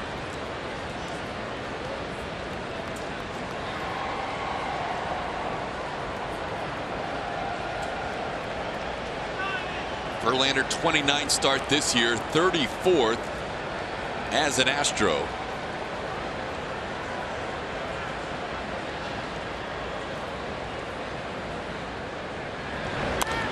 And he gets a pop up behind the plate. Maldonado a look, but it's out of play.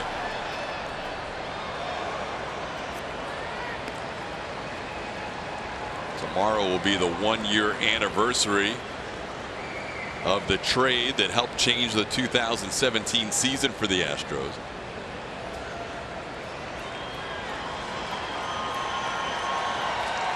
Verlander becoming an Astro on August 31st at 11:59 and 58 seconds.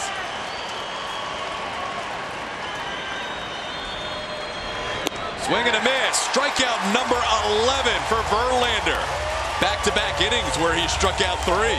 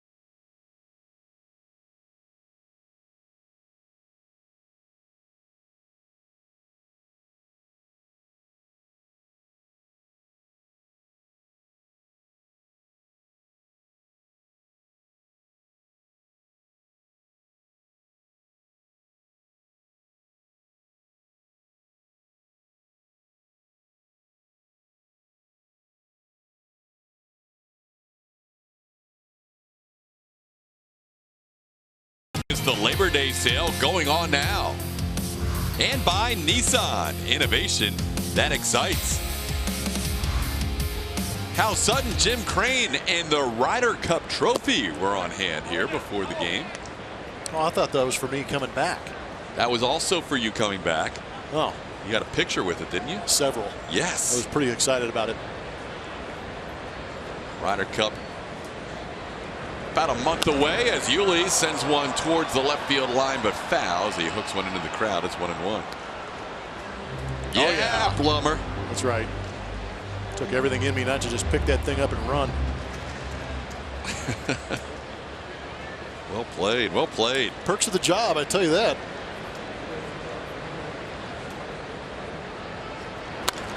On the ground to second.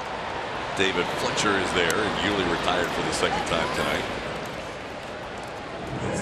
Astros trying to solve Andrew Heaney, who is facing them in his second consecutive start. Last time he went 6 innings and allowed 5 runs on 8 hits, all the runs scoring on 2 home runs.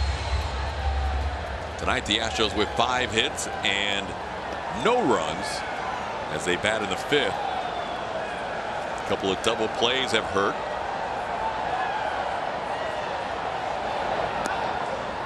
Josh Reddick with a called strike.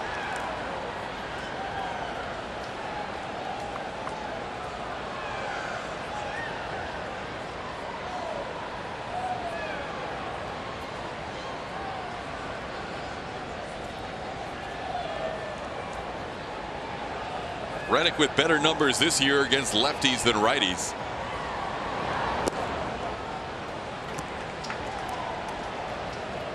Hitting .284 against left-handed pitchers.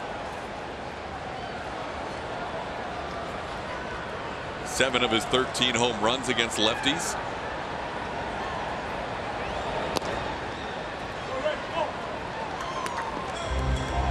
Two and 1 the count. Heaney very similar to his pitch usage in the last start. It's that sinker and curveball combo, an occasional changeup. Well, we've noticed that he's pitched to the arm side against right-handed hitters and just a little bit of the wildness to the glove side, trying to stay away from left-handed hitters. I want to ask Mike Stanton, is it tough to adjust when you're staying on one side of the plate so often and then eventually have to get to the other side? Is it hard to find that command? Oh, it absolutely is. I mean, when you get locked into one release point, and then all of a sudden, when there's only, one guy from the other side of the plate in the lineup, you can struggle with the simple fact of just trying to move the ball over, 10 or 12 inches. And it goes same thing with the breaking ball, because a lot of times what Heaney does to the right-handers, he backdoors that curveball. Well, you can't really do that against Reddick because that's going to leave the ball hanging on the inside part of the plate. Let's put Josh Reddick in a hitter's count.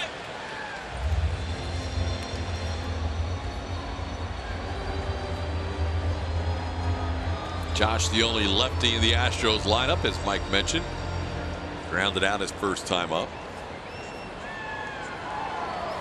Heaney has thrown a lot of strikes. 50 out of 69 pitches have been strikes tonight. And now 51 out of 70 as Reddick fouls it back. Well, I think between Marwin and Josh Reddick now, they've seen between the two of them about a quarter of the pitches thrown by Andrew Heaney. Yeah, pretty much. Marwin a 13 pitch at bat, and now Josh extending that total.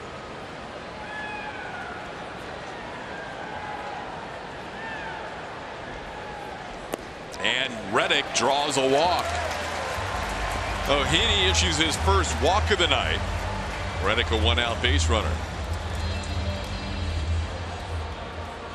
And that's kind of what Mike was talking about as far as that slider is concerned. Tried to throw a good slider in that 3-2 count because it looked like Josh was getting on to the fastball, but yanked it across the plate. I think Reddick is doing a great job just seeing the ball a little bit longer against lefties. Sometimes when you're lefty on lefty, those guys, they focus so much on staying in there because they don't want to fly out and get out in front of those breaking balls. I think Reddick is having the effect of that, and it's turning into really good at bats for him. He's seen the ball a little bit longer from the pitcher when it's a lefty. Preston, you were a right-handed hitter and had to face right-handed pitchers all the time. What's the big deal of facing left on left as opposed to you facing 75% right-handed pitching in your career, probably? You know, I always felt that way. I always felt like, you know, the righties have to face the righties, so I didn't understand why the lefties always, you know, why it bothered them so much. But I do know that there's very few lefties in the minor leagues, and there's not very many, because if you're a good left-handed pitcher, you're going to make it to the big leagues pretty quickly. So maybe they don't get to see that often. But I think one of the biggest falsehoods in baseball is that lefties can't hit lefties. They just got to work on it. They got to figure it out. Righties do it all the time. Yeah, and I mean, Josh Reddick is the perfect evidence of that. There was a lot of concern when he got signed by the Houston Astros who's going to face or who's going to play right field against left-handed pitching, and Josh Reddick has done a phenomenal job in making that adjustment, like Preston is talking about, keeping that front shoulder closed. Ken Griffey Jr. and Todd Helton were the two lefties that faced any tough lefty there was. They never took the day off against Randy Johnson. Helton played every day Randy Johnson pitch, and I had a lot of respect for him, because I always said, if I got to face Pedro and Clemens and Schilling, then why do they get the day off against Randy Johnson? Like, I didn't understand it. I still don't understand it. It's not bothering me at all, by the way. no lingering effects. Totally gotten over that.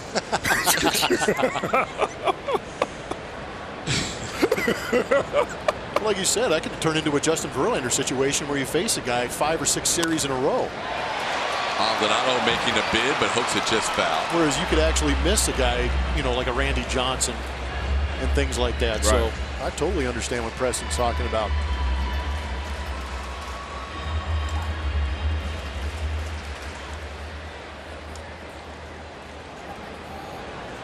Maldonado single to right his first time up. I just think it's an interesting question, just because I've never had to do it. I was able to switch hit, so I never understood it.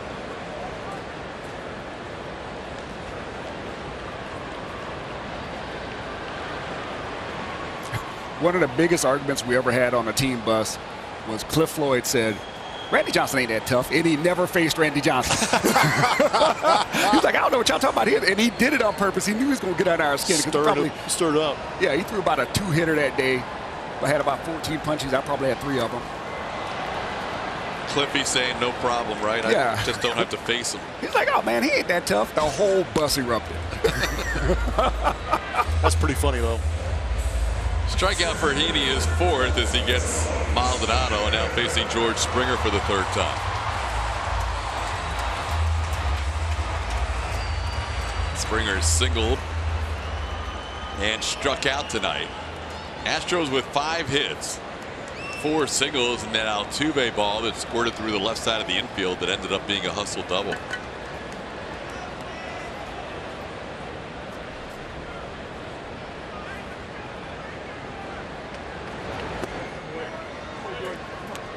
Breaky ball misses, 1-0. Todd Callis, Jeff Blum, Mike Stanton, Preston Wilson. Glad you could join us on this Thursday night, 1st of 4 with the Angels.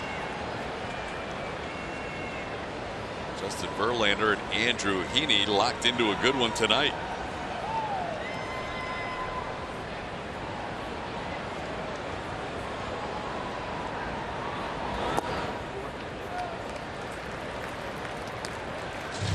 Two 2-0 the count to Springer.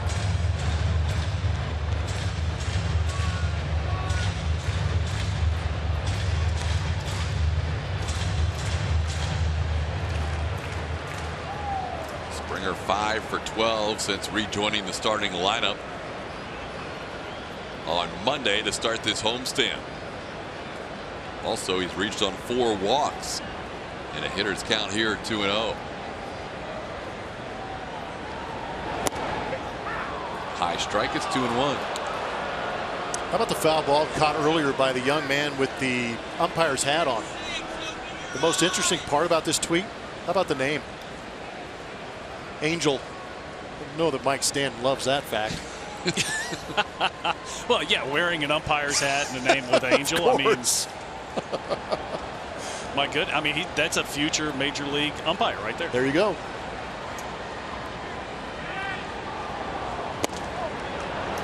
Swing and a miss. It's 2-2. So I have a question for both of you hitters.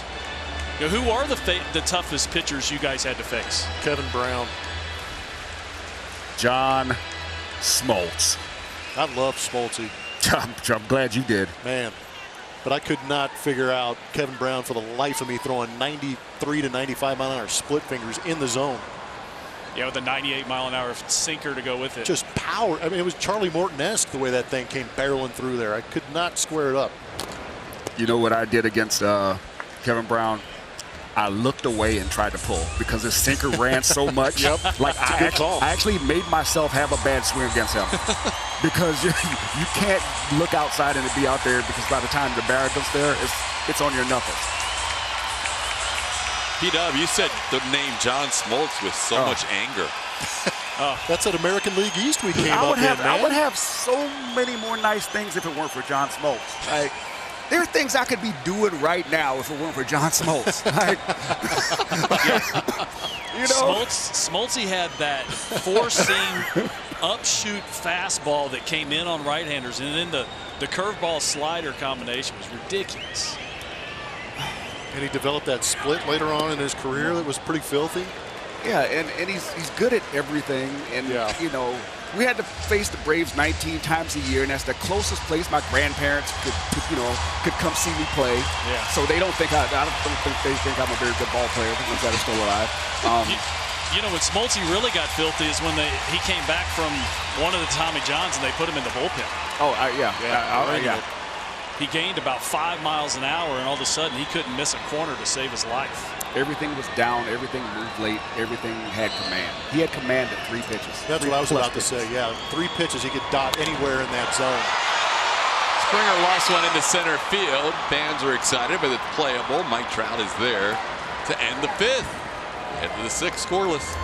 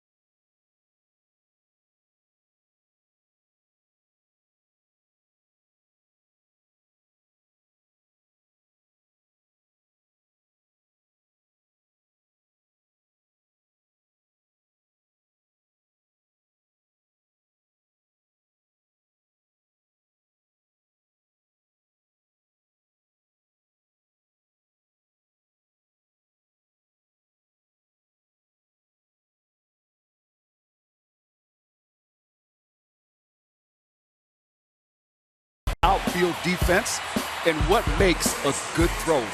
Marwin Gonzalez has one of the better arms for outfielders in the big leagues, but it's not just all about the arm. He does a lot of things to make the throw right. He gets around the ball, gets his momentum going towards home plate. He uses his footwork. Watch the feet shuffle.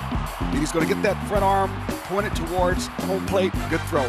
Same thing there. He got up. Watch Springer. Watch Reddick right here. Feet set. Point that front shoulder towards your target. Throws on line. No, I'm with you. Some very good throws, and it's interesting that Marwin, we think he has a very good arm in the infield, but he gets himself set. What were the keys for you, Preston, in the outfield to get yourself in a good enough position to be able to give yourself a chance to get that out at home plate? Yeah, I wanted to charge the ball hard. I wanted to get to it because, to me, the best throw is the one you don't have to make if that third base coach puts his hands up. When you do have to throw it, though, you want to come to the ball under control. Then you actually accelerate as you're fielding it. Get your footwork, get your front shoulder pointed right at home plate or whatever base you're throwing to, and get a good follow through. Use your legs when you field and use your legs when you throw to get more on the throw. In the infield, we talk a lot about using our feet to create a good hop. Is there anything in your preparation before the pitch or as the pitch is coming into the contact zone? Are you moving your feet, or are you on the balls of your feet? How are you getting ready? I think of it like a defensive back or when you're guarding someone in basketball. As the ball's going through the zone, you want to have your feet kind of about shoulder width apart, legs crouched, ready to move in any direction. Be in your most explosive position when the ball goes into the strike zone, so that way there's no pause. All you have to do is read and go. I don't like seeing outfielders standing straight up, because if you're standing straight up, the first thing you have to do is crouch after the ball is hit to get going. So go ahead and be in a crouch, get down low, and be ready to be explosive. Cole Calhoun batting with a 2-2 count. Good stuff from Preston Wilson on throwing the baseball. We talked about outfield positioning earlier. Calhoun's one of those other guys like a Nick Martini that they really shade the other way, and there is a big gap between Springer and Reddick in center to right center field. Yeah, we've seen it before. If you draw a line right down the middle, George over here on that far left center field side creates that kind of center field to right center field portion that is pretty much wide open for Josh to try and track it down. And this ball is hooked towards the corner. Long run for Reddick, but it hooks foul. Saw how much territory Reddick had to cover to try and get over there, but fortunately for the Astros, it was foul. Mike? Yeah, the reason they're playing Calhoun, shading him to the opposite field in center field, and we're talking about Springer, is a couple things. First, Verlander's velocity. You know, what Calhoun just did right there, in order for him to pull the ball, he's actually got to get around it. But with the uppercut swing, Calhoun has a tough time getting the ball into the right center field gap. So when he hits the ball in the air, it's either down the line or it's to the left center field gap to the left field line. Strikeout and a flyout tonight against Calhoun, and he just misses inside, and the count's run full. But it's really important to have good outfielders behind Justin Verlander, because he gives up so many outs via the fly ball. Pitch just off the inside corner. Good take by Cole Calhoun.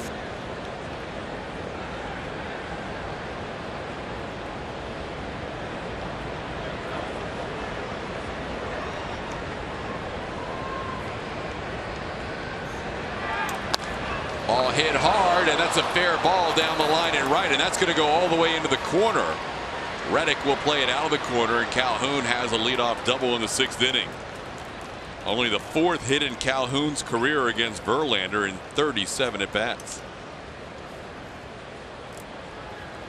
7 years ago, Justin Verlander won the American League MVP and Cy Young Awards. That year in 34 starts, he went 24-5, and his ERA and his hits and walks divided by innings pitched, compared to what he has done as an Astro, 5 regular season starts last year plus 28 this year, they're not that far apart. How about trading for a guy in 2017 and getting the Cy Young MVP version of that guy? Age 35, he is at the top of his game right now. And it's been a blast for us to watch. Won the ALCS MVP, and those numbers that you saw were in his 33 regular season starts. Tonight is 34th as an Astro. He gets David Fletcher to pop one up. Yuli Gurriel puts it away for out number 1.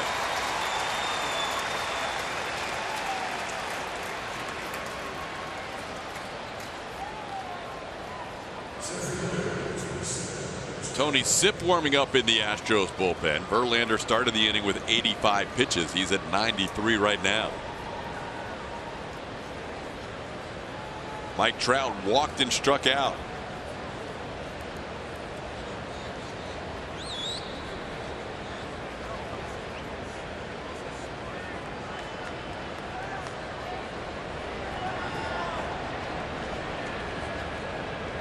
Verlander's season high in strikeouts this year, 14 in Dodger Stadium in 7 2/3 innings. Also struck out 14 Yankees here on May the 1st. That ball's hit hard into left field for a hit. Being held at third is is Calhoun, as Marwin Gonzalez gets the ball back in. Trout with a clean single, double and a single in this inning. And the Angels have their best threat of the night.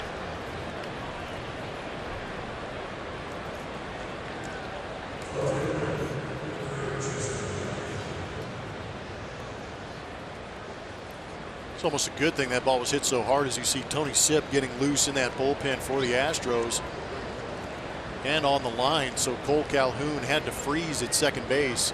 Some first and third signs being given by Martin Maldonado.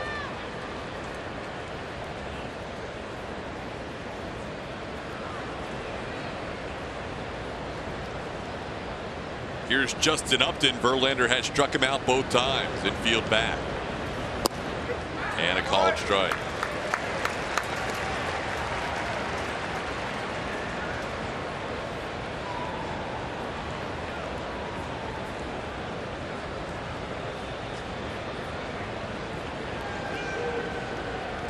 Seen a couple of sliders flatten out for Justin Verlander, leading to a couple of hits. Try to get a swing on the high fastball. Eric Cooper says no swing. It's 1-1. That's where they've been beating Justin Upton all night long.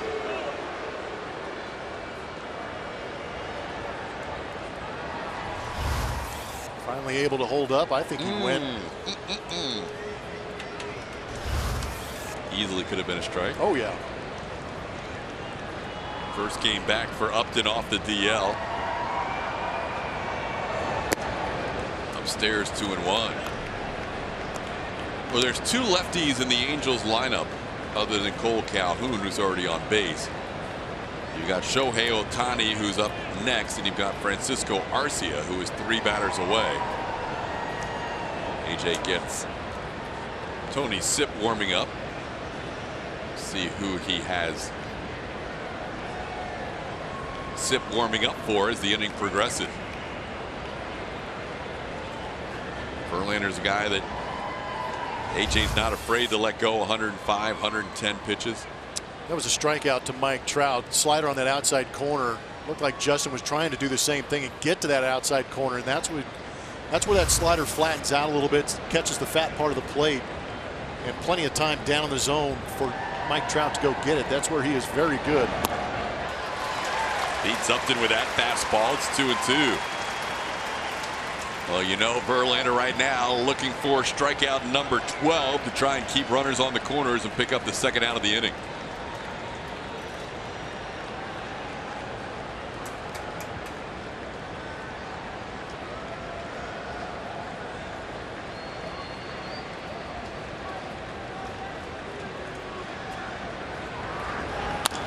Base hit right field. That'll score the game's first run. Justin Upton reaches out and singles into right to score Cole Calhoun, and it's 1-0 Angels.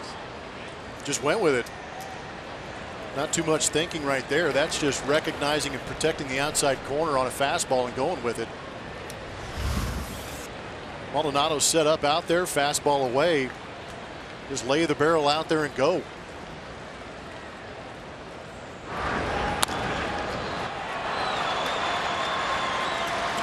Oh, Justin Verlander's night is over. Sipp was warming up for Ohtani. He'll come into this game, and Justin gets a nice hand from the crowd after a fine outing.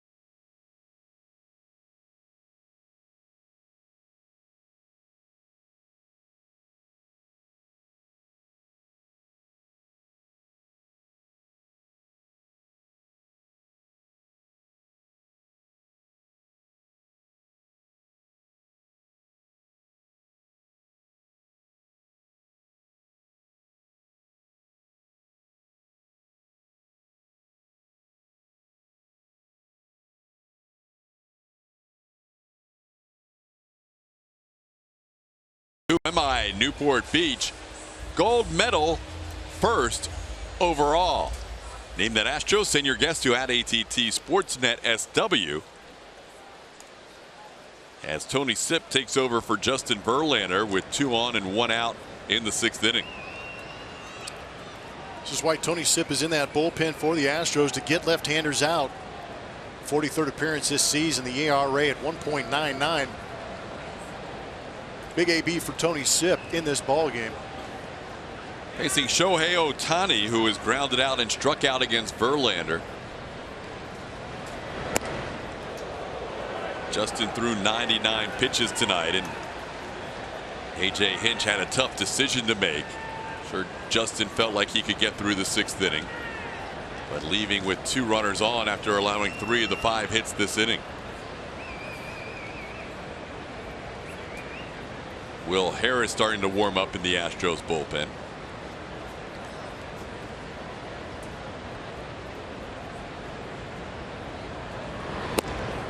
And Sipp misses inside to Ohtani. It's 2-0. Andrelton Simmons is on deck. Sipp may be in for just 1 batter. 2 of the next 3 hitters are lefties.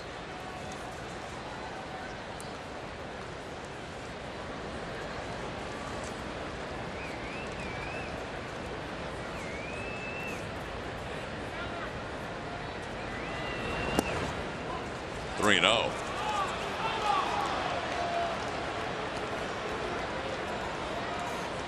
Sipp has faced Ohtani twice. He has allowed a double against him, and he's also recorded a strikeout against him.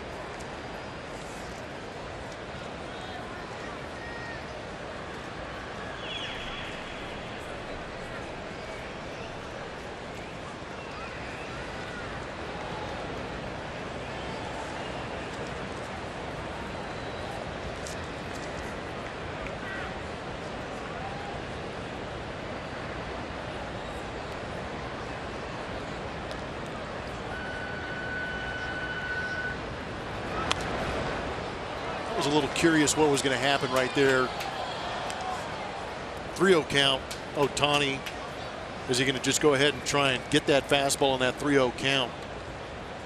Shows that Scioscia has a lot of trust in Shohei's abilities with that bat in his hands.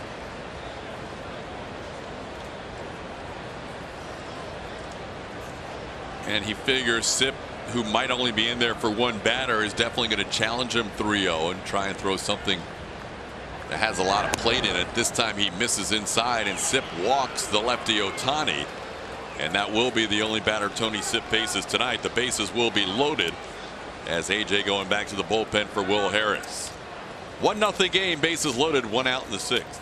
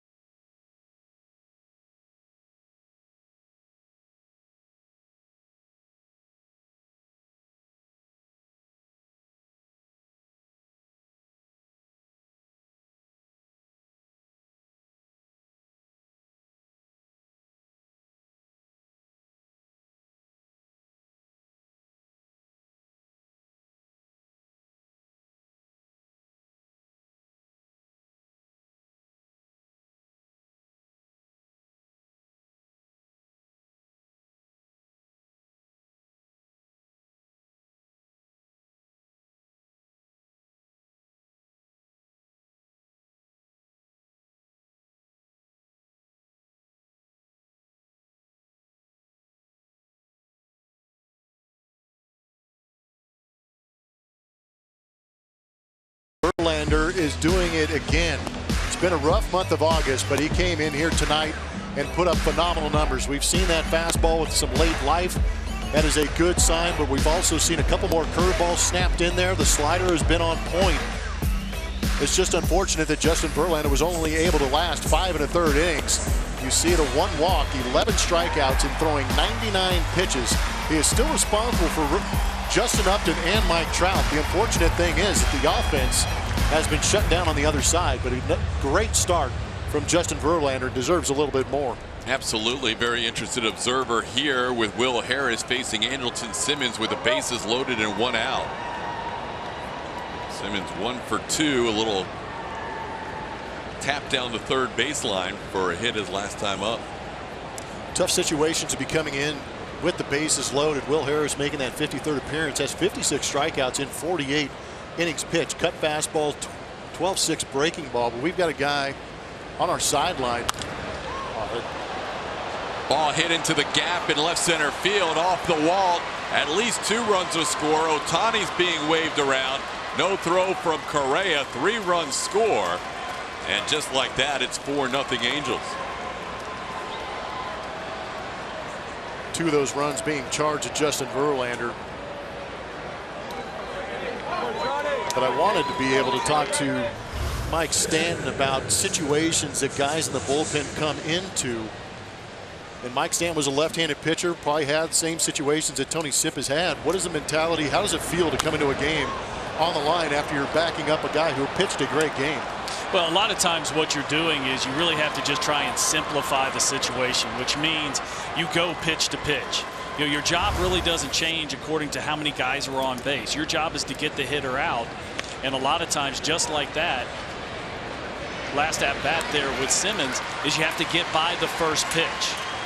And you know, unfortunately for Harris and the Astros, he wasn't being able to get by that first pitch. But you know, it's one of those things that if you pay attention to too much to what's going on the bases, you'll get too fired up. You'll have too broad of a focus, and you'll lose what your real job is, and that's to execute a pitch. You talk about how important that first pitch is. Did you have an idea when you were coming out of the pen what that first pitch would be? I think you have a kind of a vague idea, but a lot of times it's how you feel. You know, if you got the good fastball that day, maybe you go with the fastball. But let's say in that situation, you know, Harris felt like the breaking ball was the way to go. He threw it for a strike, and Simmons was able to put a swing on the ball. Here's Taylor Ward, who was doubled and struck out. 4-0 Angels. 3 of those runs charged to Justin Verlander. At the end of the night, his line will nowhere resemble how well he pitched. 5 1/3 innings, 5 hits, 3 runs, a walk, and 11 strikeouts. And a frustrating inning for JV to see a couple of runs score after he left the game.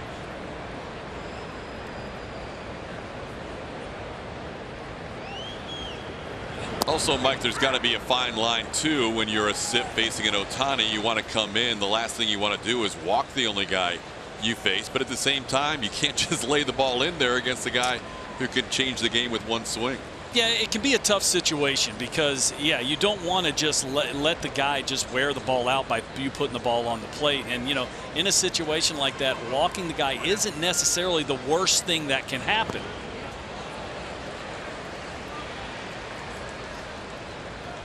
Mike, with Justin Verlander and Todd talking about how the lines that he has isn't really going to represent what he did, and we've talked about a lot of the starts here at home where he hasn't gotten the run support.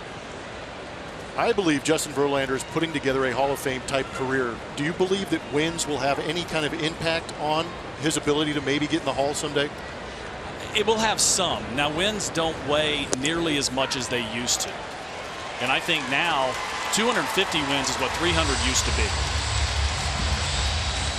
Tough outing for JV. He will leave with his team down 4-0.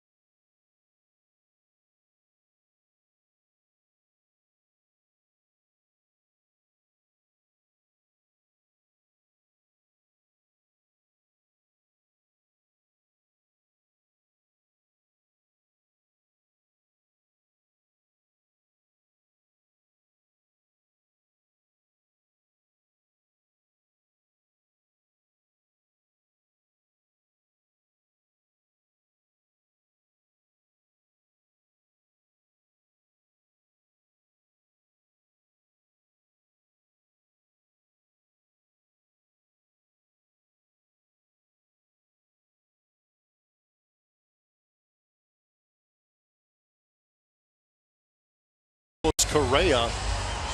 And that leads us to our league leaders, presented by Houston Methodist.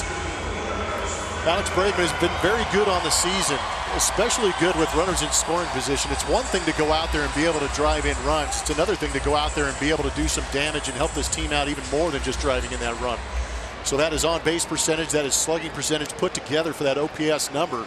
And 1238 is a pretty good mark in the history of the Astros organization. Just Jeff Bagwell and Lance Berkman ahead of what Alex Bregman is doing in 2018. Outstanding company for Bregman to share as he leads off the 6th inning. Astros with work to do now, down 4-0. And Andrew Heaney, who has pitched very well against the Astros in 4 of his 5 career starts, didn't fare well in his last outing. But he has bounced back with a good one so far. 5 innings of shutout baseball. It'll be Bregman and then Altuve and Correa this inning. High percentage of strikes for Heaney, 84 pitches in, 60 strikes.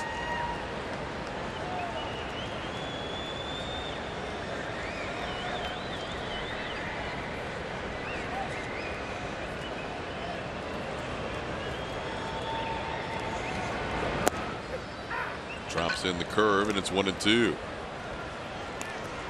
Alex Bregman doing a very good job this season, and he carried a lot of the weight while Altuve was out of there, but we saw some of the numbers slip. But since Altuve's return, Alex Bregman's hitting .484 with a 1310 OPS. 6 walks, no strikeouts coming into this ball game. It's been pretty impressive.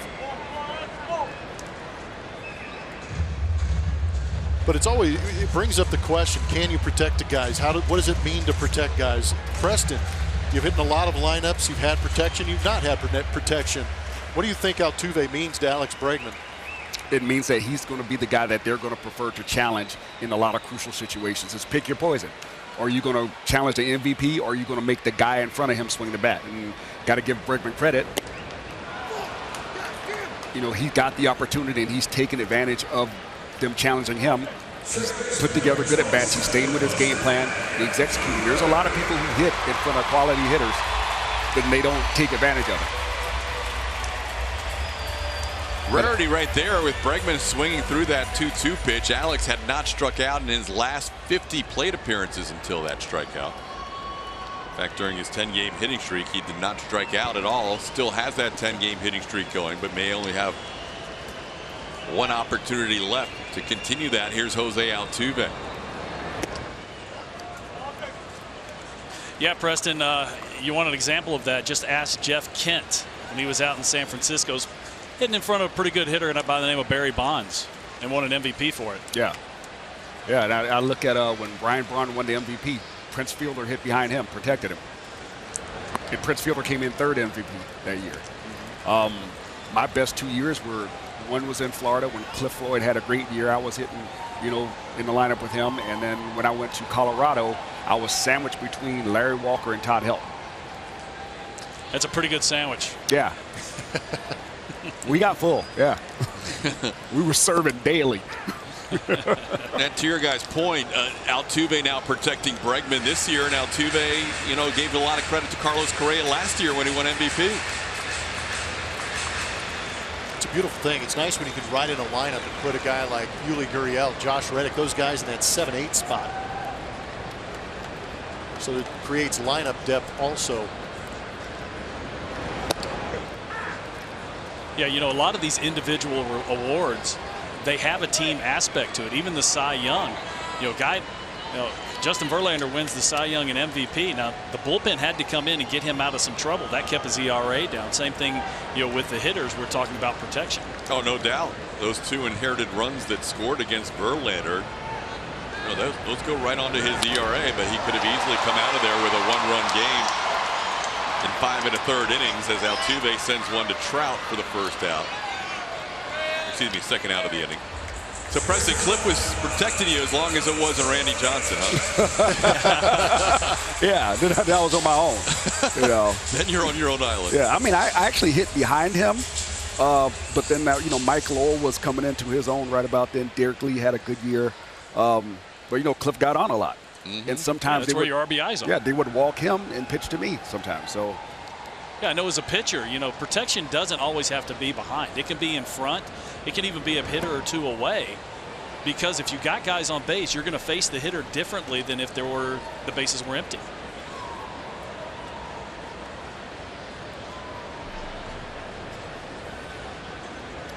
Carlos Correa, the batter, has grounded out a couple of times, last time into a double play. Heaney's done a good job keeping the Astros hitters off balance tonight. Not a lot of hard contact against Heaney. Even the extra base hit was a ground ball that just found its way into shallow left field after deflecting off Taylor Ward and Andrelton Simmons.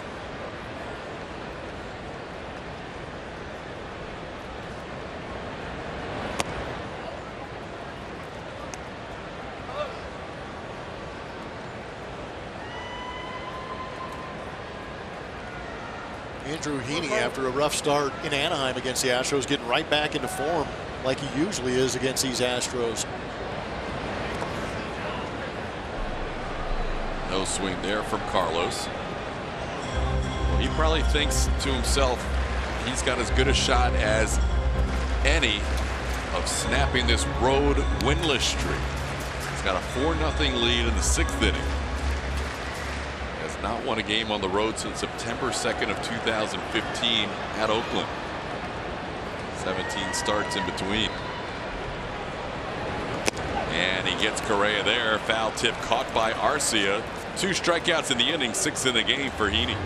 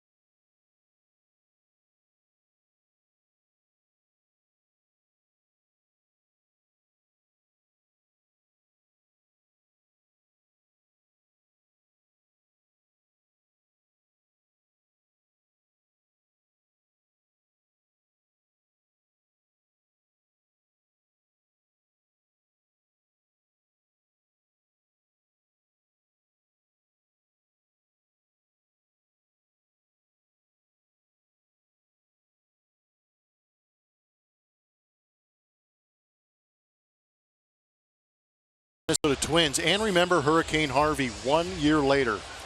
During this 3-game series, fans will have a chance to get a Stay Strong t-shirt for only $10. 100% of the proceeds will benefit the Astros Foundation. Visit astros.com/HoustonStrong for more details. We go to the 7th inning of a 4-0 game. Angels scoring 4 in the 6th as they sent 8 men to the plate. Caleb Cowart, the only one that did not bat, as he'll lead off the 7th. Cowart struck out twice against Justin Verlander, who had 11 strikeouts tonight in 5 1/3 innings, and Cowart fouls one off the mask of Maldonado and into the crowd. Will Harris back out there, pitched to 3 batters in the 6th inning. Allowed a bases clearing double to Andrelton Simmons, and then got Arcia and Ward to end the 6th.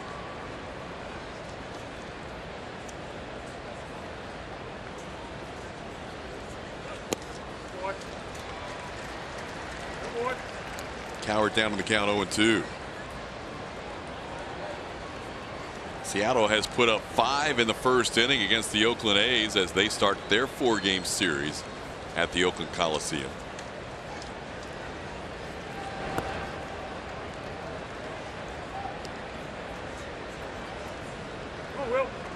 think there's quite a bit of concern up there in Oakland with that pitching staff falling apart pretty quick. Minaya, big piece. Not sure when he's going to be able to return. Cahill. Brett Anderson going on the DL. Well, they may get to that point where they see relievers as their opening pitcher.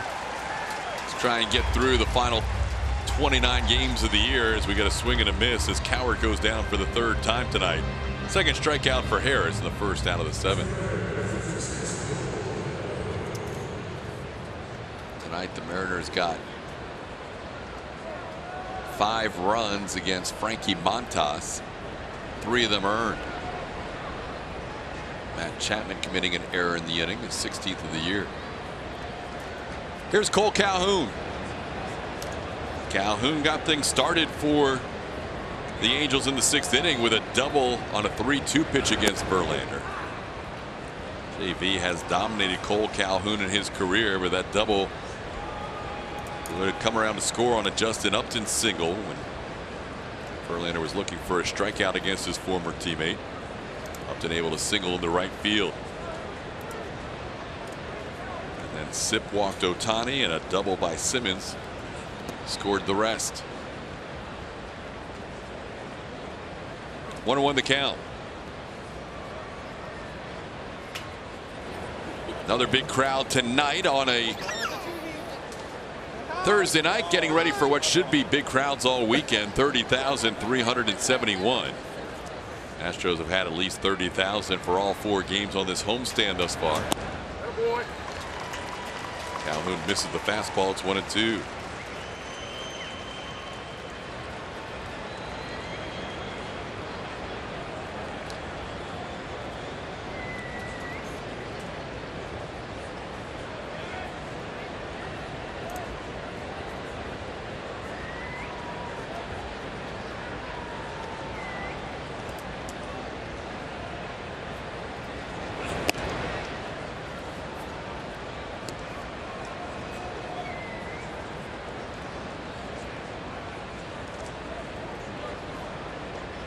Mike Scioscia usually allows Andrew Heaney's pitch count to finish somewhere between 95 and 100. At least he's done that the last 5 out of 6 starts, and has not thrown 100 pitches in his last 6. They have bullpen action going. Hansel Robles warming up as Will Harris makes the play behind the mound, retiring Cole Calhoun for the 2nd out. Tonight's Fan Cam is presented by GulloAuto.com.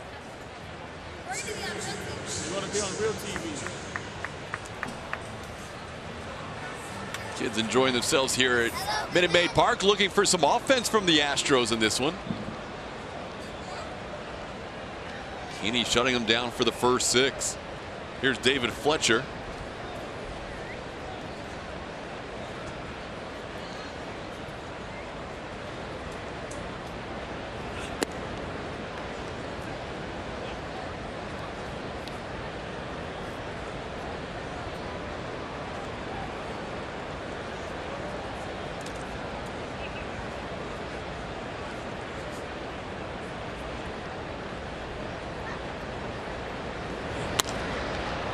Falls into center field, will be down for a hit. Springer will get it back in and hold Fletcher to a single. 2-out base hit for the Angels.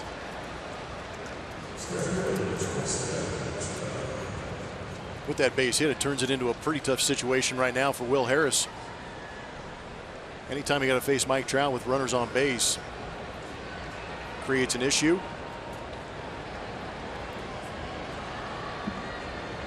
I wonder how many conversations Martin Maldonado is having throughout the evening, facing his old team again. Continuous dialogue between Maldonado and his former teammates. Trout walked on a close pitch that could have been a called 3rd strike his first time up. Then he was called out on strikes on a 0-2 pitch that could have been just off the plate his 2nd time up. And then he singled and would come around to score his 3rd time up.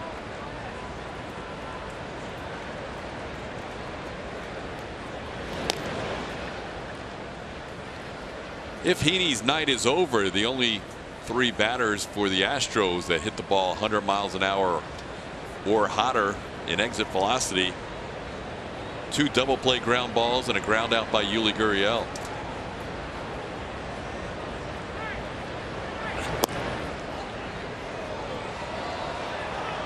Will misses the edge. It's 1-1. So it's been a bad launch angle night. Yep. And an Adam ball. Exactly. GPS is turned off also.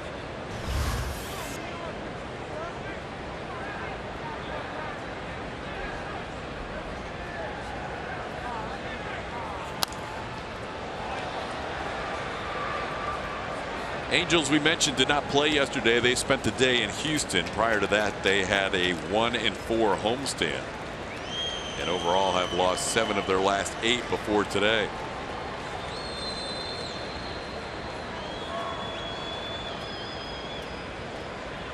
Socha getting a strong start out of Andrew Heaney, and the Angels able to score 4 in the 6th.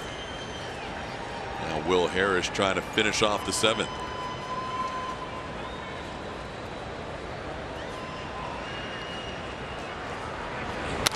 That ball's ripped into left field, but jumping and making the catch, the top of his webbing, is Marwin Gonzalez. Trout smokes one to left to end the 7th. 7th inning stretch time. Angels lead 4-0.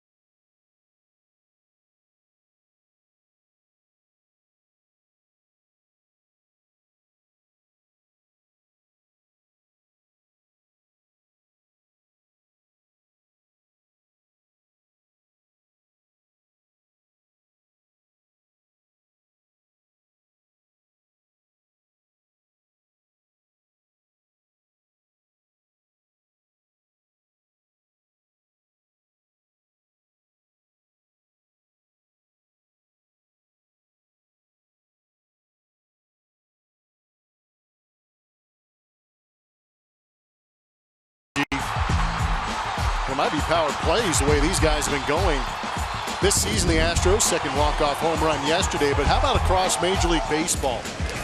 To this point, that home run right there by the Meg, 81 walk-off home runs are now a Major League record this season. There's still plenty of season left. 4.5 weeks. They're going to shatter that mark. How about we reset the record tonight? Yeah, I like where you're going with that. Or we can just score a bunch of runs right now and get it out of the way. Either way works. Well, the good news for the Astros is they don't have to face the lefty Andrew Heaney anymore. He is out after 6 innings of work, limiting the Astros to 5 base hits. Only one of them an extra base hit, and Hansel Robles takes over. Robles on the season with 41 appearances, has 47 strikeouts, but walk number a little concerning. He can lose the zone a little bit. 21 walks on the season. 95.7 miles an hour out of that right arm. Change up at 90, slider averaging 88 miles an hour. Set to face Tyler White, Marwin Gonzalez, and Yuli Gurriel. And there is 97 on the edge for a strike as he catches the inside corner on White. Tyler White, amongst everything else, he's doing really well. He's been doing a lot of damage late. 7th inning on. 10 home runs on the season, 7 of them from that 7th inning on. A couple of home runs off closers and late ball games to help out the Astros. White 1 for 2 tonight. Astros had 2 hits in the first, 2 hits in the 4th. But a double play was involved in both of those innings. Other hit came in the 3rd inning.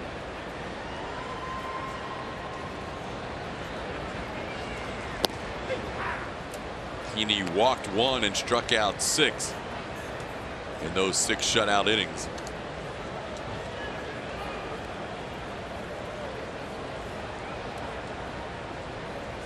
Jose Alvarez warming up in the Angels bullpen. He's a lefty with Reddick due up 4th if this inning gets to him.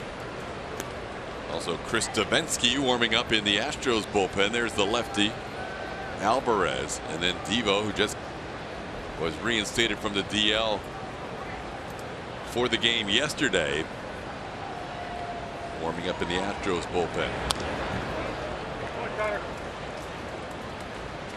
Mike Stanton, Preston Wilson joining us today on this 3-analyst broadcast, along with Jeff Blum in the booth. How many pitches, Mike, in general? Was it something that you worked to the point with all those games you appeared in? How many pitches would you need to get ready to come into a game? Well, the number was only a few, maybe 10, sometimes even less than 10, depending on the situation. But the key was that my body was ready to go prior to ever getting on the mound. So when I got on the mound, all I had to do was get my arm ready. But I got my first big league win in Atlanta without throwing a pitch in the bullpen. What? Yes, Leo Mazzoni made an inadvertent second trip to the mound. Oh boy. They had to take Juan Berenguer out of the game, which he wasn't very happy about that either. And I came in through one pitch, got a line out to right, then went up underneath the tunnel to warm up in between innings. They pinch hit me in the meantime, and I got my first win. Ball in the center field. Trout is there. Looking like being thrown right in. That's unbelievable. Yeah. Did they just go out there and say, hey, give me the youngest guy out there? He's got the best chance to get hot fast? Well, this was early 90s. We were all young down there, except for a couple guys. But I had a resilient arm. They knew I could get ready in the 7 pitches or 8 pitches that it took. I got one extra, and we were playing the Expos at the time, and their bench went nuts because the umpire miscounted, knowing that I hadn't been up in the pen. How about that? Marquise Grissom hit a just absolute laser to right field to Dave Justice right where he stood. We saw a laser to end that last inning. Oh my gosh. Mike Trout 114.5. Almost took the glove off the hand of Marwin Gonzalez, but it was the last out of the inning. Here is Marwin.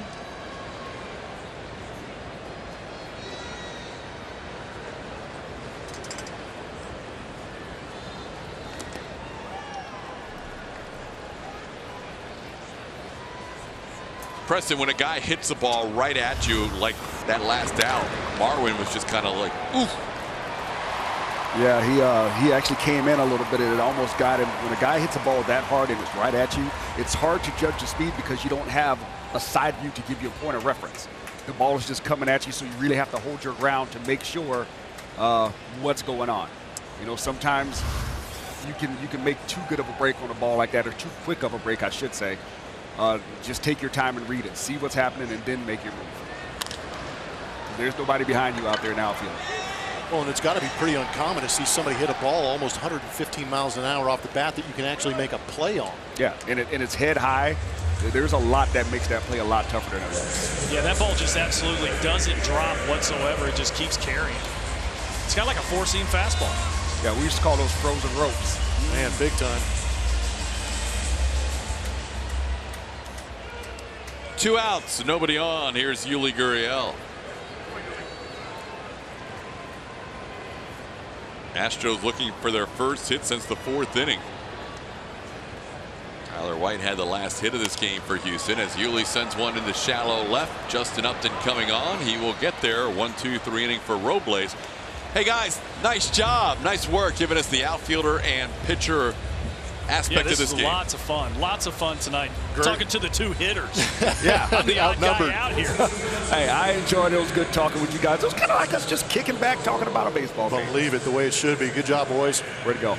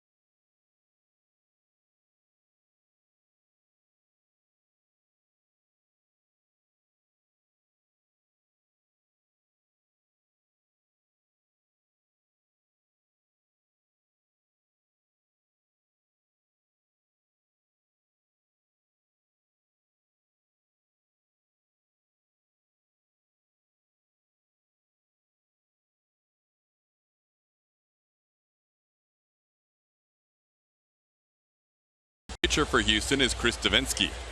Good to see Devo back off that DL. He was activated yesterday when Charlie Morton went on the DL.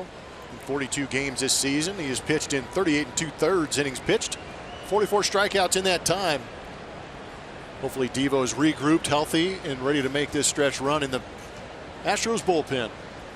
Yeah, and the good news for Charlie Morton is that even though he's on the DL, they fully expect him to make a start when he comes off the DL in 10 days. To be in that Boston series on the next road trip. So just a little fatigue for Charlie, and this time of year he was approaching his career high in both innings and games started. So the Astros figured it was a good time, if there was any fatigue, to give him a little extra breather here going into the final month of the season. The last thing you want Charlie to worry about is being tired come October, because he was such a big factor for the Astros, first pitcher ever to win 2 Game 7s in a postseason. Well, Devo with a 1-1 count, and now Justin Upton swings to the next pitch. It's 1-2. It's been a while since we've seen Devo, and to see him back on the mound.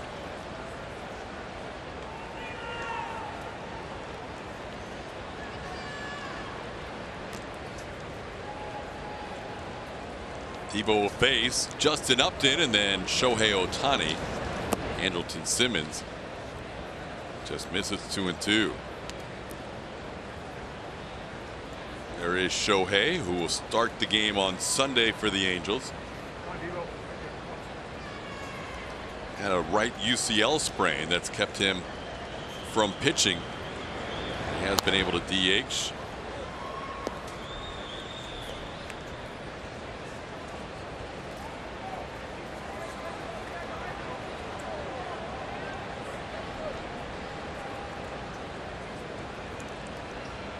A little more than a month for Devo without pitching for the Astros. 27th of July. And that was close. Doesn't get the call on the fastball. 3-2.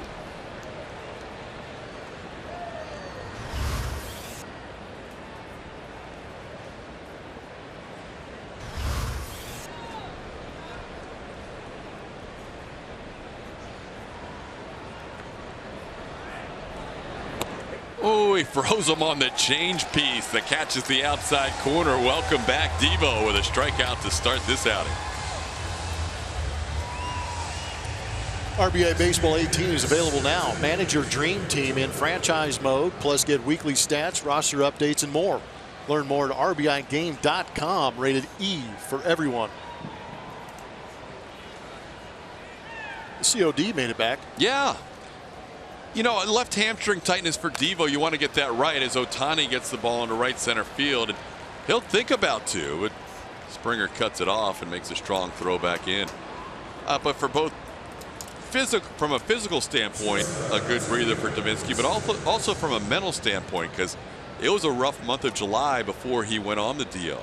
Oh, yeah. So I think just having that little break for him is probably not a bad thing going forward. No, I agree. And it's amazing, too, how, you know, one little just nagging injury can lead to some mechanical issues for pitchers. Start to open up a little bit. Don't get that drive or that landing leg that you want to. Here's Andrelton Simmons. He had the biggest hit of this game as he cleared the bases with a double his last time up. Gave the Angels a 4-0 lead. 2 for 3 tonight for Simmons.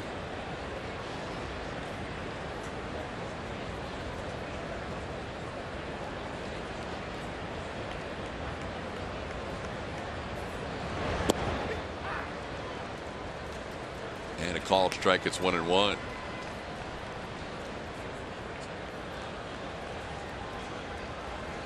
Davinsky, the 4th pitcher of the night for the Astros. Justin Verlander started. Tony Sipp, Will Harris, and now Chris Davinsky.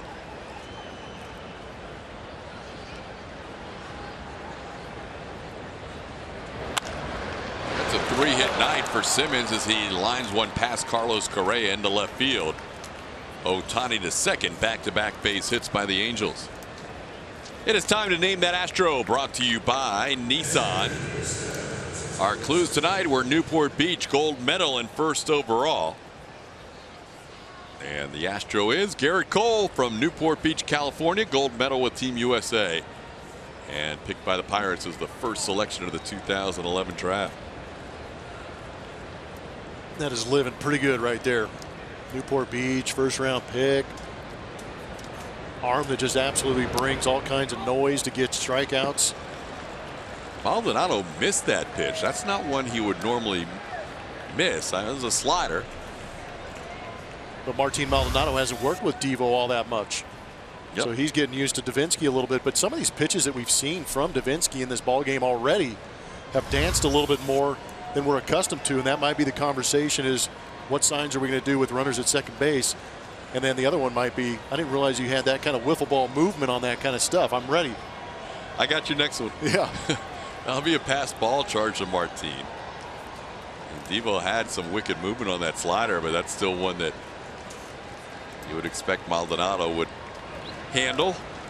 But a good point, as you said, Devo just joining the team yesterday. Maldonado working with him for the first time. Francisco Arcia now will face the infield drawn in with a 1-0 count. Arcia, a couple of strikeouts and a pop-up.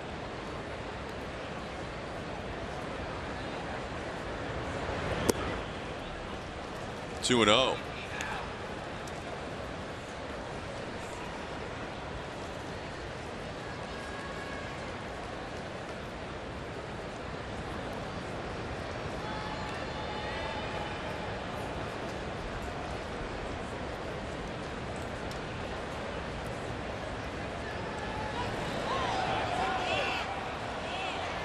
Balk is called on Devo on that pickoff attempt to third. Can't do that anymore. Yeah, the step off to third base no longer legal in this ball game moving forward. Got to throw it. You got to let it go. Can't just step that way. If you're going to step off, you got to step directly behind the rubber. Now squeeze is on as Simmons coming down the line and Arcia fouls it away. Bregman certainly wasn't expecting it. And that's probably why Devo held on to the ball.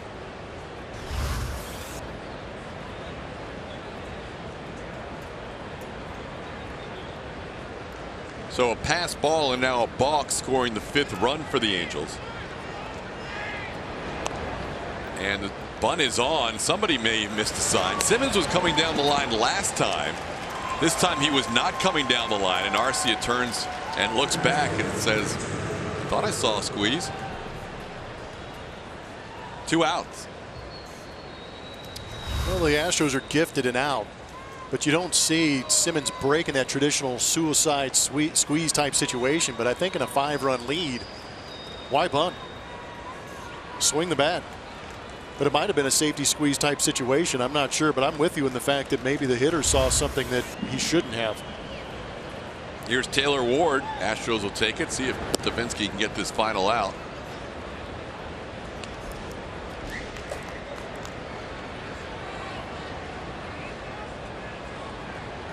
Ward a double and a couple of strikeouts tonight.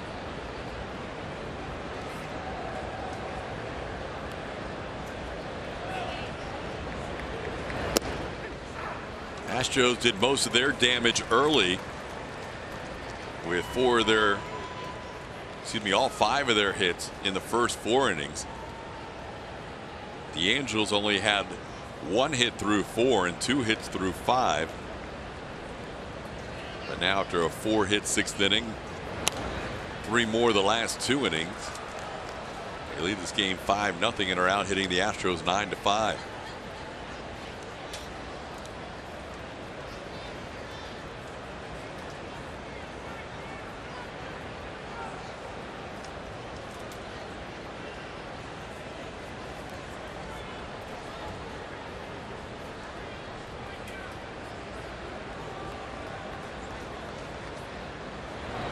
Swing and a miss, got him with the changeup. Well, Devo, a couple of strikeouts in the inning, but a run scores. It will be an unearned run.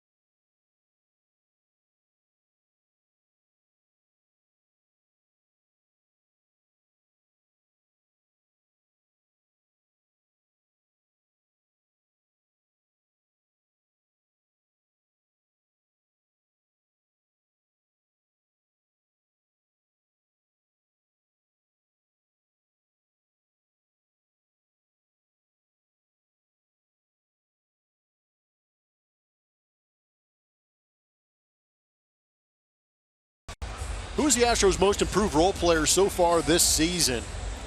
Tyler White getting majority of the votes at 54%, but also Tony Kemp getting some love down there at 35%.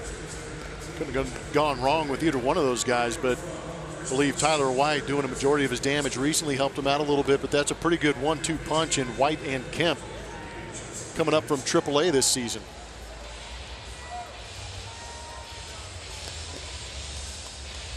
White winning the game yesterday in walk-off fashion, and the Angels will go to a new arm out of their bullpen. It's the local product, Justin Anderson.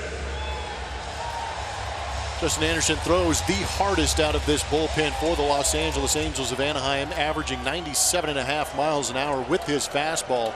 His changeup comes in at 94. 48 in a third innings, 61 strikeouts.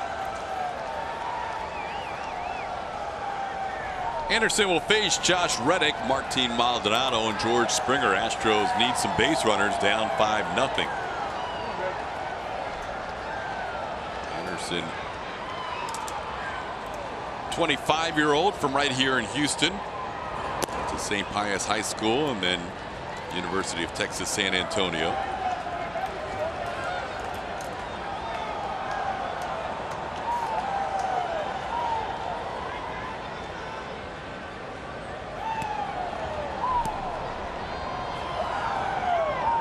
Made his big league debut earlier this season right here at Minute Maid Park in his hometown. Was back on April 24th, winning inning and a third of scoreless innings.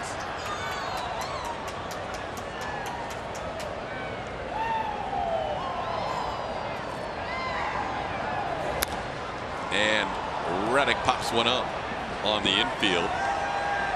Simmons puts it away for the first out. Is now 9 in a row and 11 out of 12 sent down by Angels pitching since the single by Tyler White with 2 outs in the fourth. Tony Kemp, part of that Stroh Bowl. He will pinch hit here for Martin Maldonado. Maldonado goes 1 for 2 against his former team tonight. Changes on the corners defensively too for the Angels. Caleb Coward moves from first to third, and Jeffrey Marte takes over at first. There's Marte. You saw Coward.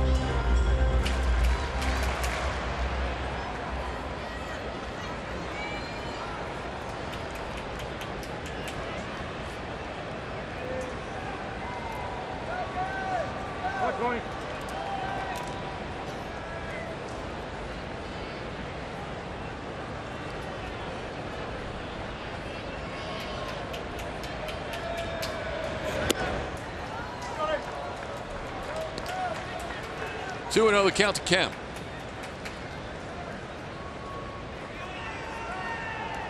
Thanks to Mike Stanton and Preston Wilson for being part of our broadcast today. Tried something different over the course of 150 broadcasts. Not all of them are going to be the exact same. We kind of mix it up every once in a while. And tonight we brought in Mike from the pre and post game show, and Preston, who will be filling in for Julia for the rest of this series. And had them be a more active part of our broadcast. Kind of some different perspectives tonight.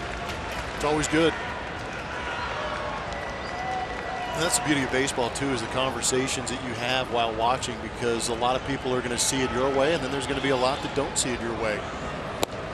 But it's always good to get those different perspectives, and it kind of gives you an idea between Preston, myself, and Mike Stanton. Is those are actual conversations that you might have in the dugout every once in a while. Talking about positioning, talking about, you know, did you have your best stuff? What have you seen from this guy? What can I anticipate when I dig into the box? Or where should I play when you're coming after the next hitter? Do you have your best fastball? Should I play to the pull side? You know, those are conversations that you're able to have when you're on the field.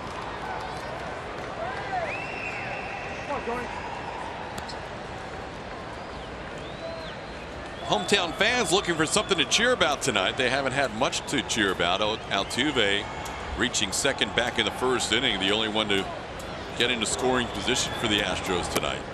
And now Kemp draws a walk as Anderson issues a walk here with 1 out in the 8th. Join the Astros right here at Minute Maid Park. Saturday, 10,000 fans in attendance will receive an Alex Bregman walk-off win bobblehead. Presented by Nolan Ryan Beef. For tickets and info, visit astros.com/promotions.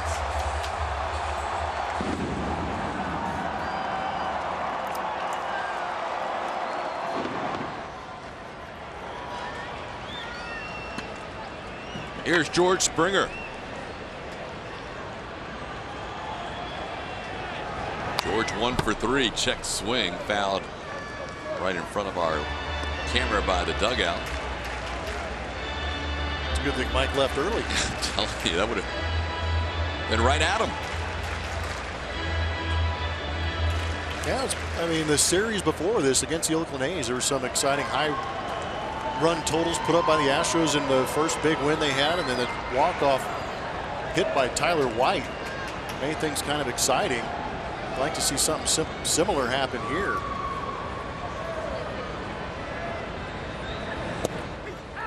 Or at least I know I would, because those 3 days off, you guys go out and rattle off the hits, the walk-offs, right. Have a lot of fun. There's going to be a lot of slang-wangers on Twitter that are going to blame this output on me. Mariners continue to tack on against the A's at 6-0.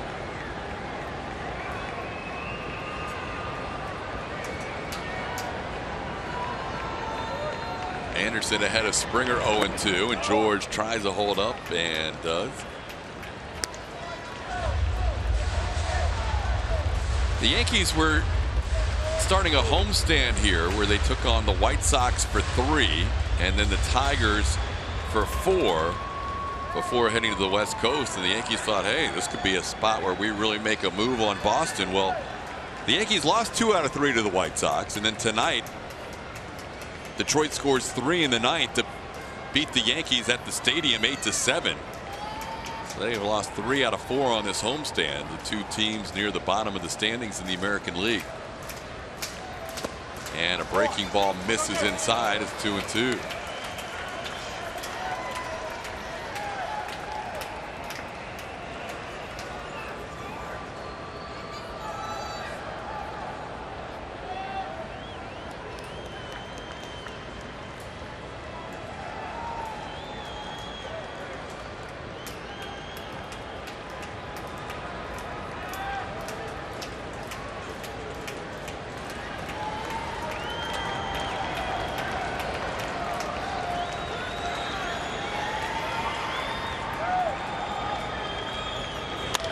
Up the middle, Simmons will flip it, and what a nice play by Andrelton with the glove flip, and Fletcher able to make the turn.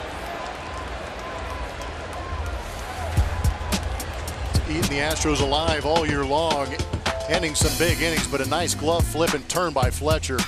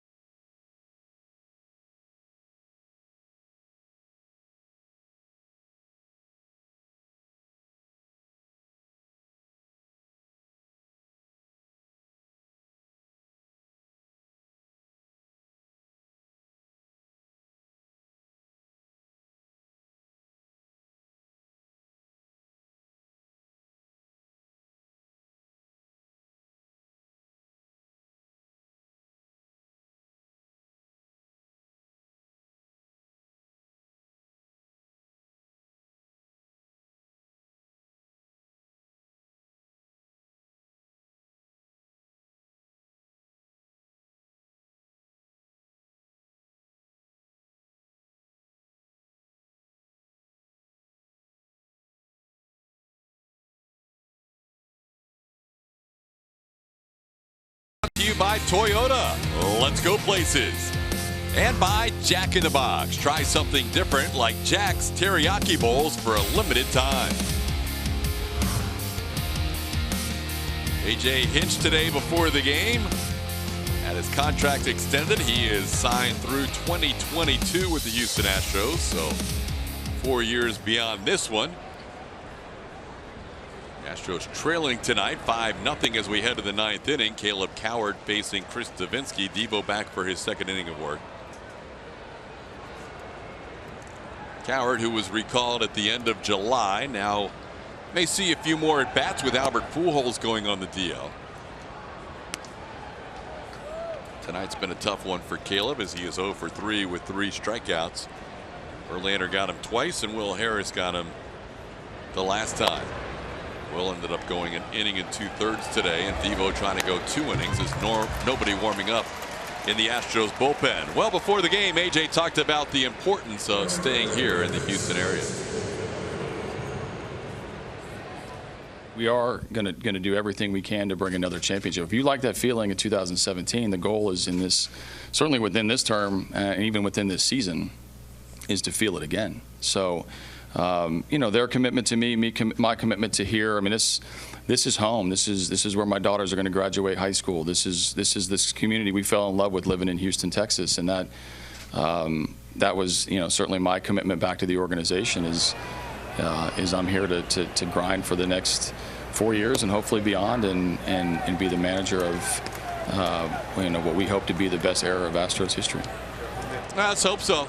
He's already the manager as he was introduced today by Jeff Luhnow. He's already the manager of the first world champion team, and they hope for 2 or 3 more, or the 2nd and 3rd at least. And when he first introduced AJ to the introductory press conference, he said this is going to be the manager of the first championship team here in Houston. It's a bold strategy, and it paid off. Doesn't happen too often, but I think it was just a beautiful mix and a blend of the analytics of Jeff Luhnow coming over. And we heard it in that press conference too. Jeff went back to it and talked about the fact that what made AJ appealing was obviously the knowledge of the game, a little bit of experience in the dugout, but it was that experience in the front office that I think really helped him make the decision to go with AJ, because AJ can be that bridge between the front office and what's going on in that clubhouse.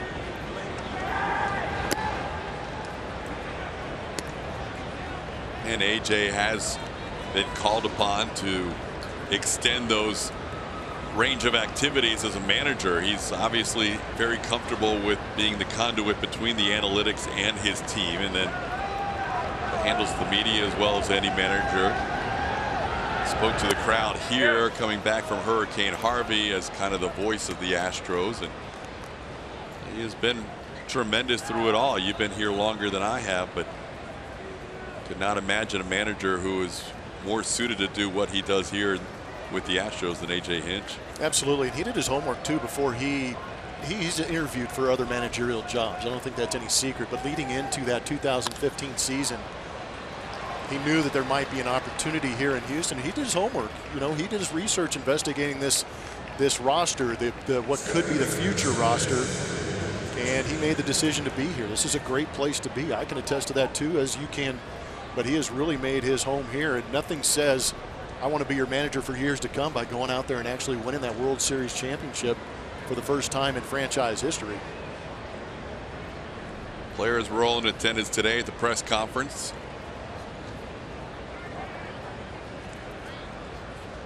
Here's David Fletcher. Fletcher pops one up on the infield. Yuli Gurriel waits for it and puts it away for out number 2.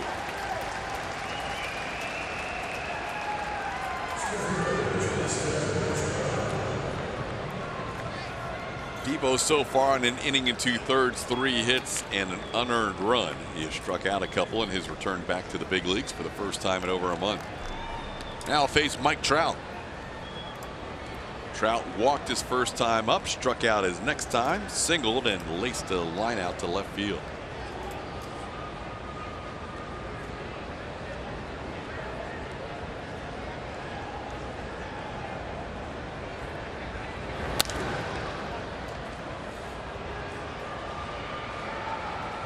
Trout coming into this game the leader in the American League in OPS at 1,083. But playing for a team that is below 500 this season, and with some good candidates on the Indians and the Red Sox, and Alex Bregman making some noise as well here in the last month or so. Tough to imagine Trout getting enough attention to win the MVP. Your numbers have to be so much better if you're on a team that does not make the postseason or does not play 500. And this year, with the JD Martinez and the Mookie Betts of the world, and the Lindors and Jose Ramirez in Cleveland, it doesn't seem like it's his year. No, I completely agree with you on that. The next question is every year he's been in the big leagues, he's been in the top 5 in MVP voting. Will that even come true this year? That could be interesting, because you said Mookie Betts, JD Martinez, Jose Ramirez is going to get a ton of votes. Alex Bregman is playing himself into the conversation. Still a month to go to settle it all out, but that will be interesting to watch as Trout takes one upstairs 2-2. Trout missing time this year, just activated less than a week ago from that wrist injury.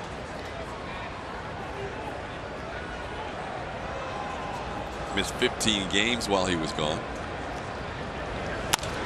Ball's hit hard to center field, but Springer is there and makes the play, and we head to the bottom of the 9th. Angels lead 5-0.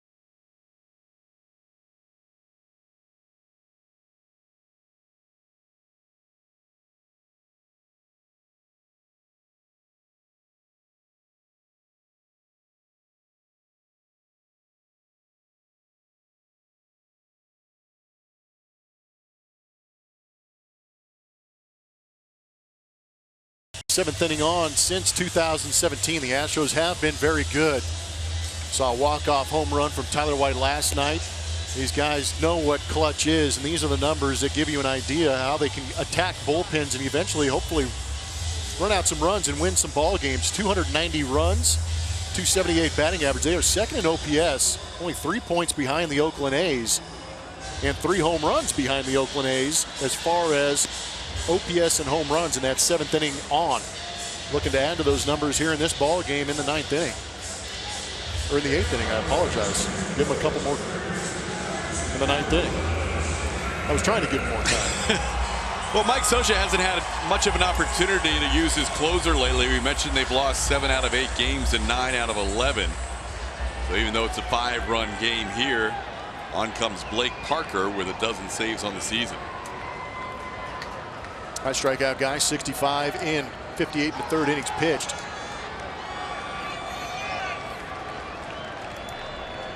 Facing Alex Bregman, Jose Altuve, and Carlos Correa. Astros started the night 2.5 games ahead of Oakland in the AL West. The A's are trailing in their game in the bottom of the 4th inning, 7-0 to Seattle. Seattle came into tonight's play 8 games behind the Astros and 5.5 behind the A's for the wild card spot, the 2nd wild card spot. Earlier this year, the Mariners were trailing the Astros by 8 games, and their season was kind of on the brink, heading into a 4-game set at Minute Maid Park, and they swept the Astros in that series. It's almost the same scenario now where they go to Oakland with time running out. They have to win, you would think, 3 out of 4, and they're off to a good start of the series tonight.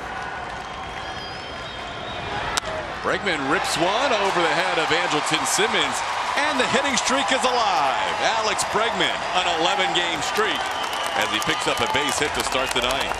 That's a start.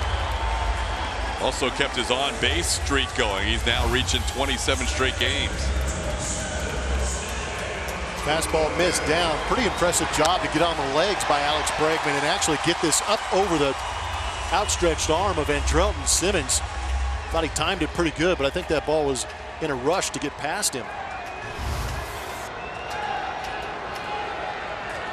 Astros with 6 hits now. That was their first hit since a Tyler White single back in the 4th. Here's Jose Altuve.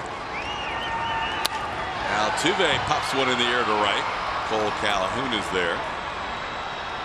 And that's one away. Altuve 2 for 4 tonight.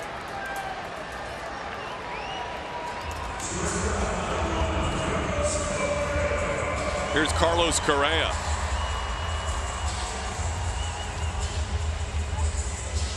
Correa 0 for 3, bounced into one of 3 double plays the Astros have hit into tonight.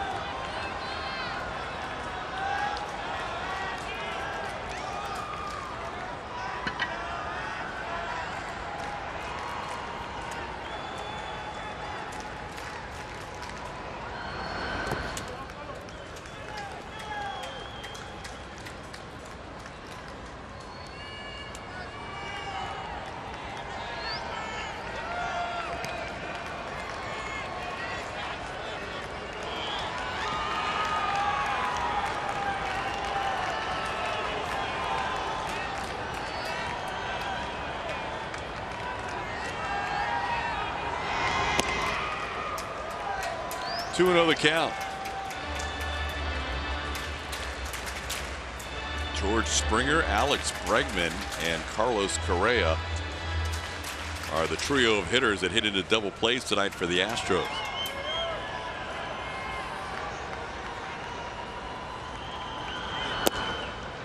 Now it's 3-0. All of a sudden you get a few base runners on. See what happens in this 5-0 game.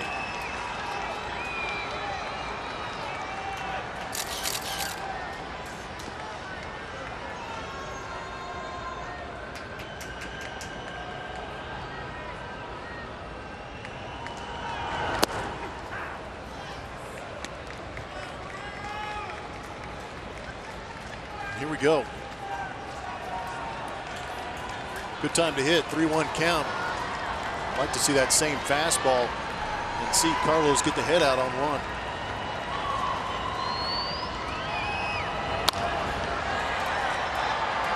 Into right field, sending Calhoun back on the edge of the track, makes the catch, and that's 2 outs in the ninth. Well, it continues to be a little bit of a battle for Carlos. 0 for 4 tonight, and that'll bring up Tyler White. Shark Attack was in full force yesterday. Starting to get some Tyler White fans at Minute Maid Park here. We saw somebody with a sign about being at the White House earlier tonight. Good to see him get some love. It's been quite a year for Tyler White, a breakout season.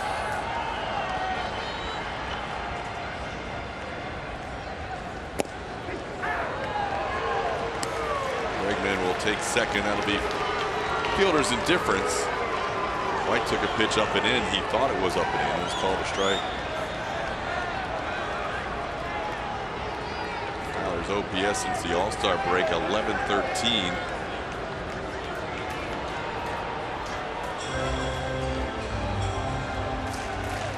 On the season, OPS is still over 1,000 for the whole year. That's impressive. That is. It's not easy to do.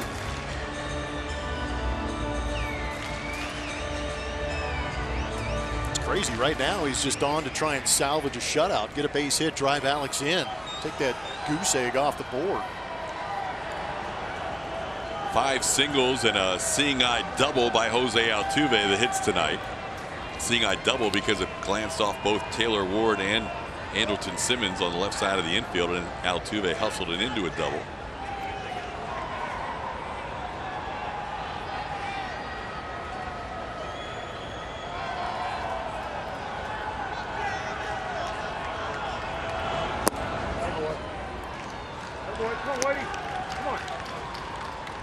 You know, the 3 double plays tonight puts the Astros up to 133 on the year.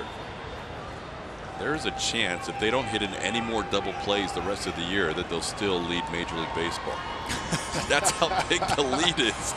Oh, no. There's only 4.5 weeks left, and they're up by 23 on the next closest team.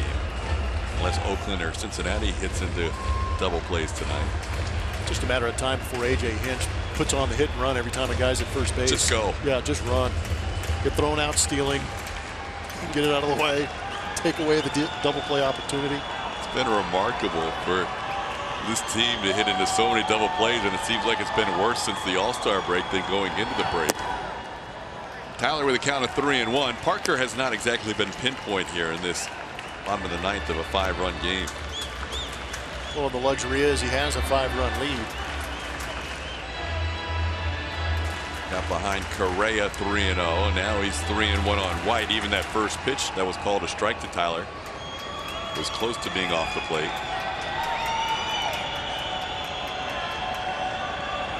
There's a ball driven to left field. Hit well, looking up, and gone! Tyler White gives the Astros their first 2 runs of the game. Another home run for the Great White Shark. It's now 5-2. He is feasting on some bullpens. That is 8 home runs out of his 11 home runs on the season that have been from the 7th inning on. Last night a home run off a reliever for the Oakland A's in the 9th inning. This one in the 9th inning to salvage this ball game so far and keep it going. A 2-run home run puts the Astros on the board. The Meg. Just clearing that yellow line above the visitors' bullpen as Tyler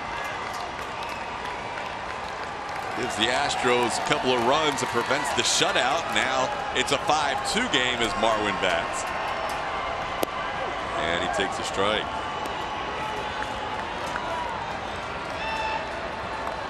White now with 11 home runs and 27 RBIs in his last 28 games.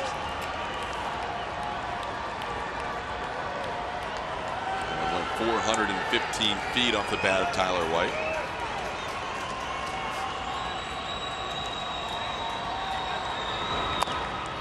Towards third and fielded there. Howard throw in time to retire Marwin Gonzalez, and that'll do it tonight. Astros avoid the shutout, but they lose this game 5-2. First game of this 4-game series, and now they'll watch to see how the A's do. Currently their lead is 2 games in the AL West. We'll have more, including the post-game show, coming up after this.